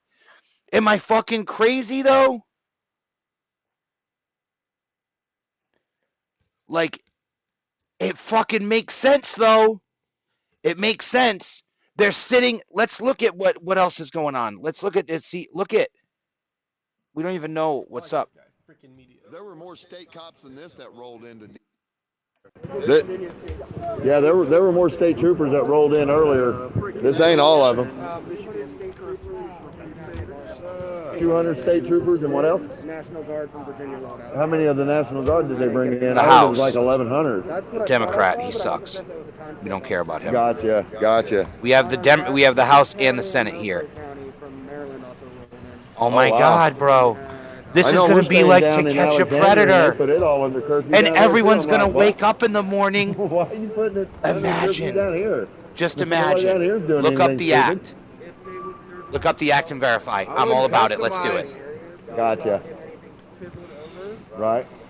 I love the way you think, bro. Yeah, that guy. I'm yeah, so that glad cop you was. guys He are was still ready here with to. me, I and I'm stood so there. glad We you stood guys there are for a on minute and talked to my the fucking state trooper. In And then dickhead from DC walked over there and got right in my face. He's like, "I'm just going to arrest you if you don't leave." I'm like, "Dude, can I ask you a question?" "Yeah, you can ask me and then go What to jail." is the insurrection? I want the real shit. I don't want a website telling me about it. I want a .gov. Time to declare. Okay, no, come on. Nope. I was just told I could stay right here by the guy down there. The guy down there just told me I could stay right here. All right, I'm going to look it up on Wikipedia because that's what they're offering We make me the right rules, you peasant. They're not so Before invoking the scared when powers there's of not the so act many by the people president there. to publish a proclamation Maybe it is ordering the time we insurgents all to go to disperse. DC. They got to get There are Not just constitutional exceptions 100,000 of us. rooted in the president's own constitutional authority. What if 50, Defense Department guidelines describe 65 homeland million defense of us went and to DC? constitutional exception. What would happen then?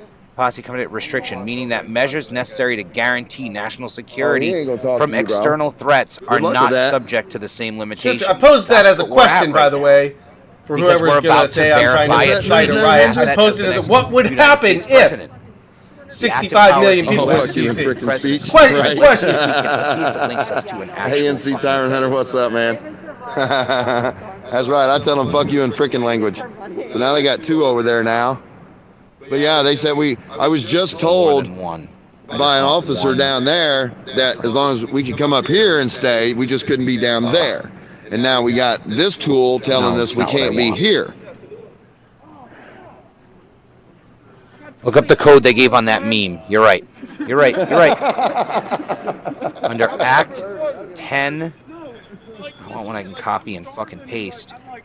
I'm such an asshole. Right, public servants causing Right. public Act- disturbances. Yeah, they do 10 that really well. USC. They're the I don't know best if at it's it. that You don't weird want me little to stand symbol. on this corner? 254. 10 USC. I'm with 254. MCC on this one. 10 I'm over USC, here and record him 254. since 10 he don't want USC, me on this corner. 254. And since they can't communicate, we was told we could be there, and this guy 10 tells us we can't be there. USC. This guy's going to get arrested, but I love him for it. I love him. 254. So This these guy's not cops taking are out any of shit. control, I love it. guys. Proclamation to disperse. Here we go. Whenever the president considers it necessary to use the militia or armed forces under this chapter, he shall by proclamation immediately order the insurgents to disperse and retire peaceably. So I can't hang out on that corner. I'm gonna hang out on this corner. within a limited time. Okay, so maybe I'm That's what I'll wrong do. then, because if anything, he asked the people to go home, he ain't and gonna then they talk. called the National They Guard ain't gonna talk to the on the cameras. people. No, but they ain't they gonna talk to the didn't cameras. ask Congress to go home. So technically, They've but been given their orders. PNAC media. they did say, That is true. all right, constitutional exception, meaning that measures necessary to guarantee national security from external threats are not subject to the same limitations. So, who knows, man? Let's see what some of the comments have to say on this post, because this looks like the highest one. He already posted it. Millions of witnesses, Facebook, Twitter. It doesn't matter. It's pretty potent red pill. I'm going to our guy. Also Just preserved give it a on minute. Gab. There's never been a time like this where such a thing happened, where they could take it away from all of us.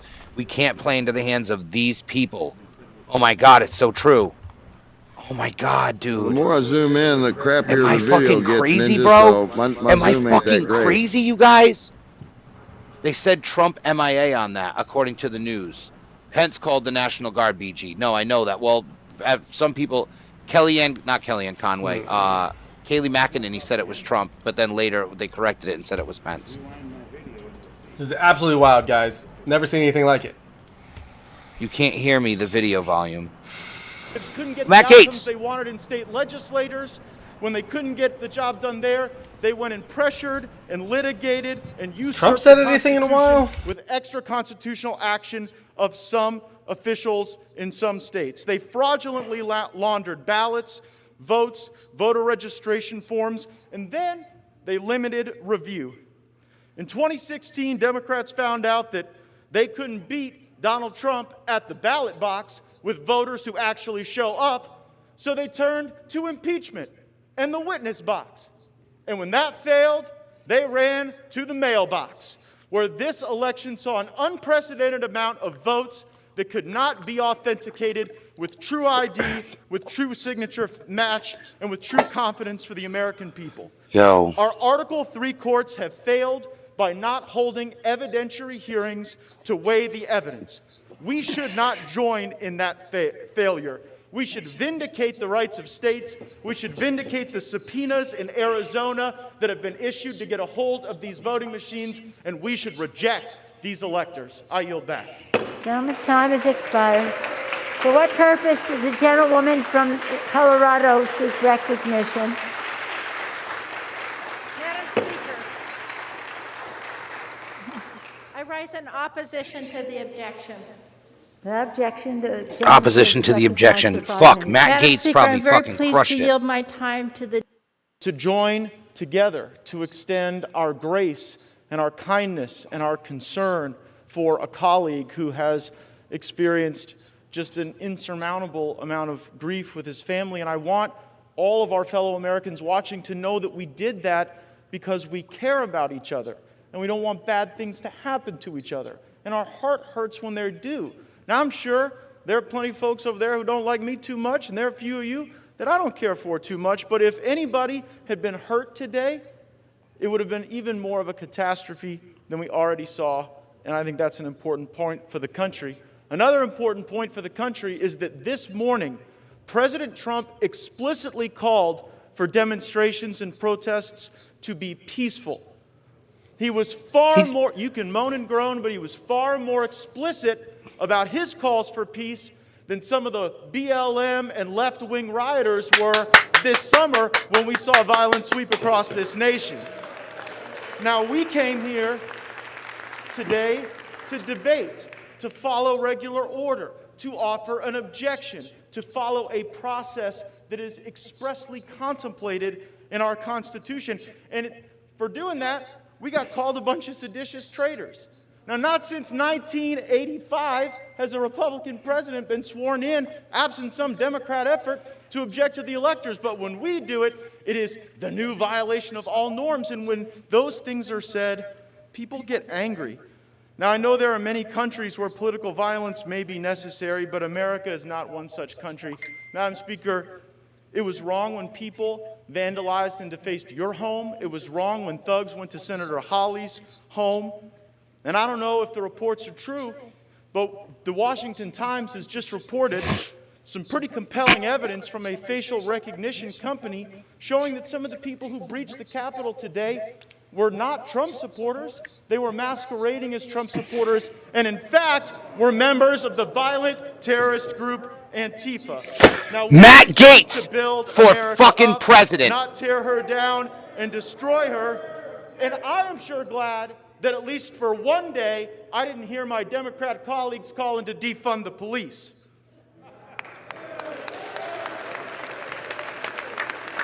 Now, I appreciate all the talk. Yeah, Matt Gaetz getting him back. What a beast. Now, I appreciate all the talk of coming together, but let us not pretend that our colleagues on the left have been free of some anti-democratic impulses just because we signed on to legal briefs and asked courts to resolve disputes. There were some on the left who said that we should not even be seated in the body, that we ought to be prosecuted, maybe even jailed. Those arguments anger people, but people do understand the concepts of basic fairness. And no competition, contest, or election can be deemed fair if the participants are subject to different rules. Baseball teams that cheat and steal signs should be stripped of their championships. Russian Olympians who cheat and use steroids should be stripped of their medals, and states that do not run clean elections should be stripped of their electors. This fraud was systemic. It was repeated. It was the same system, and I dare say it was effective. We saw circumstances where when Democrat operatives couldn't get the outcomes they wanted in state legislators, when they couldn't get the job done there, they went and pressured and litigated and usurped the Constitution with extra constitutional action of some officials in some states. They fraudulently laundered ballots, votes, voter registration forms, and then they limited review. In 2016, Democrats found out that they couldn't beat Donald Trump at the ballot box with voters who actually show up. All right, we saw this part. part. So they turned to impeachment and the witness box. And when that... Maybe Say we're with... aye. Those opposed, no? No! Opinion of the chair, the noes have it. Speaker? For what purpose does the gentleman from Ohio seek recognition? We would ask for a roll call. The yeas and nays have been requested pursuant to Section 3S of House Resolution 8. The yeas and nays are ordered. Members will record their votes by electronic device and are reminded to vote when their group is called. An effort by domestic terrorists. No. All right, so they're actually voting now? I don't know what's going on. Yo. Okay, so we have... Okay, so let me just break this down. Uh-oh, let's see what this guy has to say. He's always got a scoop.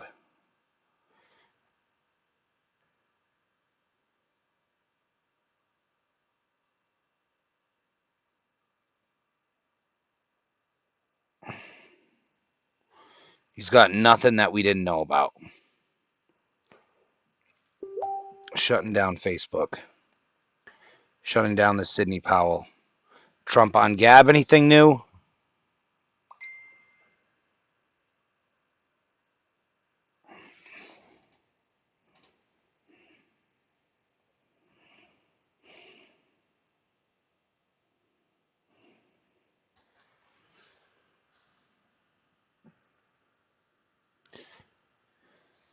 Yo, comma, think about this, period.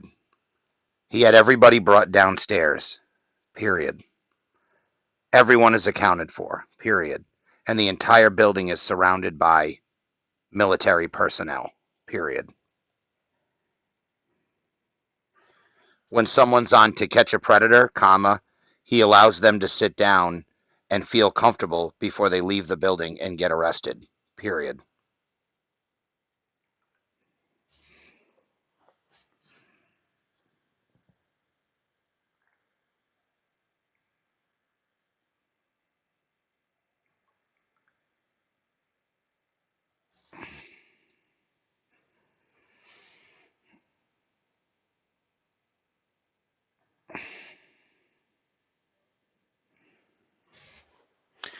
Yo, I'm freaking out, guys. I don't know what the fuck to think right now. I have no idea. Here we go.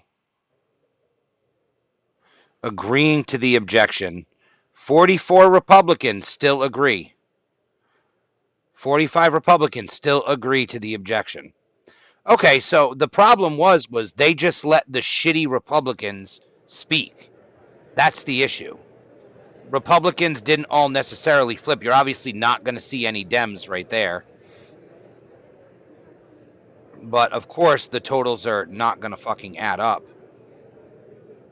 But they're going to hear the fucking evidence.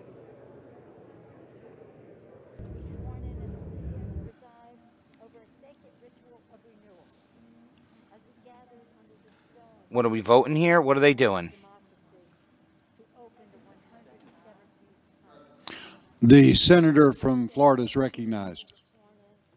Mr. President, over the last weeks and days leading up to this vote here today, I've heard from a lot of people about this vote, and I guess I want to address it as much to them as anybody else. And these are people that I know. These are friends. These are neighbors. These are longtime supporters, generally people on my side. Multiple federal, state judges, agencies. Fuck this guy. Weeks and days leading up to this vote, legitimate. And it gives this country this extraordinary crisis of confidence, which is very dangerous because democracy is very fragile and it's not held together by elections. Democracy is held together by people's confidence. Oh, I hate this. Are lawfully elected and will become the president and the vice president of the United States on January the 20th.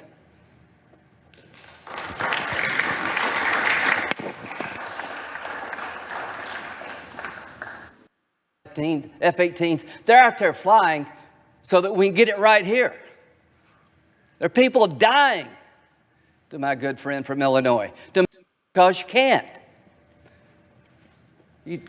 I'm trying to see if we missed anybody good. In all those 60 cases under penalty of perjury, there was no evidence of widespread fraud. Well, he's not one of the good ones. Fully. We know he sucks. And midnight. Our election system. The fact is, Joe Biden is the certified winner. Unanimous, bipartisan decision. Capital grounds. I will say to my colleagues, I've been stunned that with 10 weeks ago, just a few hours ago. And I think it's important to think about all those things. Anyone who's talking about what happened today is not talking about. You know, I wouldn't even fraud be here today. I is on doubt my very shit much list. where I would even have been interested in politics had it not been for my grandfather. He died when I was 14, but I grew up at his knee. 23. I don't know how many. I know we had over 100 Republicans originally. He was born in 1899 Doesn't in look rural like Cuba. we're going to get It was still governed by the United States. an amazing It was a protectorate. 3 years later, it gained its number. independence. It became a doesn't. republic. I don't know if we're going to even have. During my grandfather's first 60 years of life, he saw his country have an armed insurrection after a contested election, multiple presidents go into exile, 2 military coups, and the rise of a Marxist dictator. A tyranny that stands to this day. My entire life, I have lived with and next to people who came to America because... Yo, guys.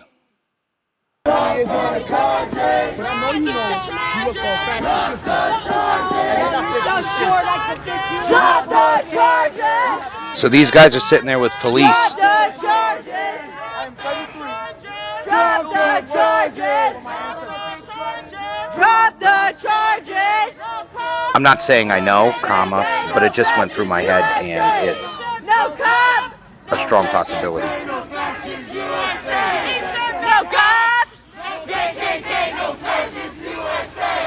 No cops! Let's take a look. Let's take a look at what's new on here. No cops! We said no cops! No No, we know who these people are. No KKK, no fascist USA! We said no cops! No KKK, no fascist USA! We said no cops! No KKK, no fascist USA! They love We said no. What fucking scumbags. I can't even listen to that. I can't listen to them. I can't listen to them. I can't listen to fucking anybody. They all fucking suck. They all fucking suck. I want to thank everybody for sticking along. I have no idea how this is going to end. I can't hear the video volume. I fucked that up. Your stream is blurry as fuck. It's just like the Godfather movie where he had everyone in one spot before he made his move. I am running a lot of streams in the background, but I'm not uploading a lot of streams. That's all download speed. Just like the Godfather movie where he had everyone in one spot before he made his move. Exactly. Like it's I'm not crazy for thinking that's a fucking possibility. Like I've been saying this whole time that this is gonna happen. What did Antifa do? I was kidding, but we do it. That's probably better. We should go. I don't even know what the fuck that is. Certify C before D class. Coats before D class. The month of August is traditionally very hot. You have more than you know. I don't know about that. What is the answer?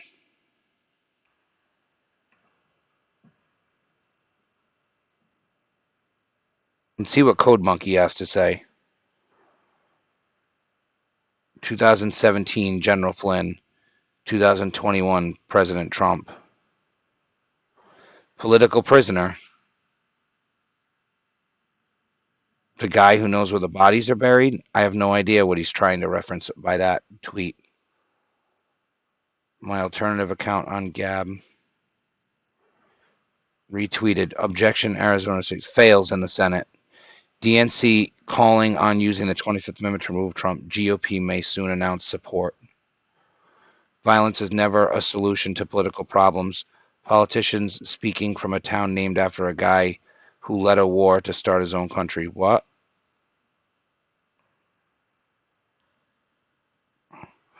Rosenstein together went on to help engineer the entire coup against President Trump and promote Pence to the presidency, at which point Pence would turn around and appoint Rod Rosenstein as VP. Facebook has now banned Trump also.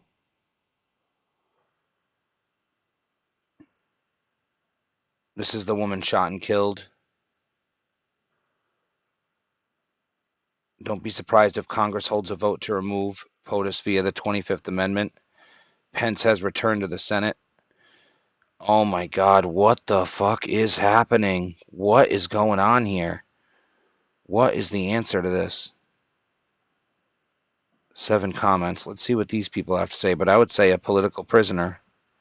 Someone who's about to go to jail for doing nothing. Pence. Yes, that's the answer. Pence stabbed Flynn in the back and then stabbed Trump in the back. Wow. Look at that. Juan O'Savin's take today. Just started listening to it on Rogue News. Trump ended his speech with "Let's go to the Capitol," paraphrasing. Where the hell was he for 4 hours? What was he doing during that time? IT experts in global defense testifies in Italian court that he and other rigged machines to switch votes.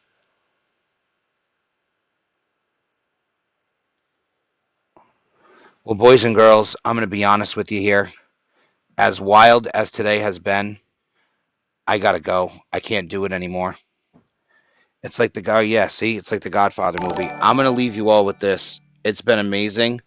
It's been an absolutely unbelievable day, the likes of which I could never imagine in my life, and it went crazier than I thought it would. And who the fuck knows what we're all going to wake up to tomorrow morning. I can't listen to these motherfuckers in the Senate and in Congress anymore. I just can't do it.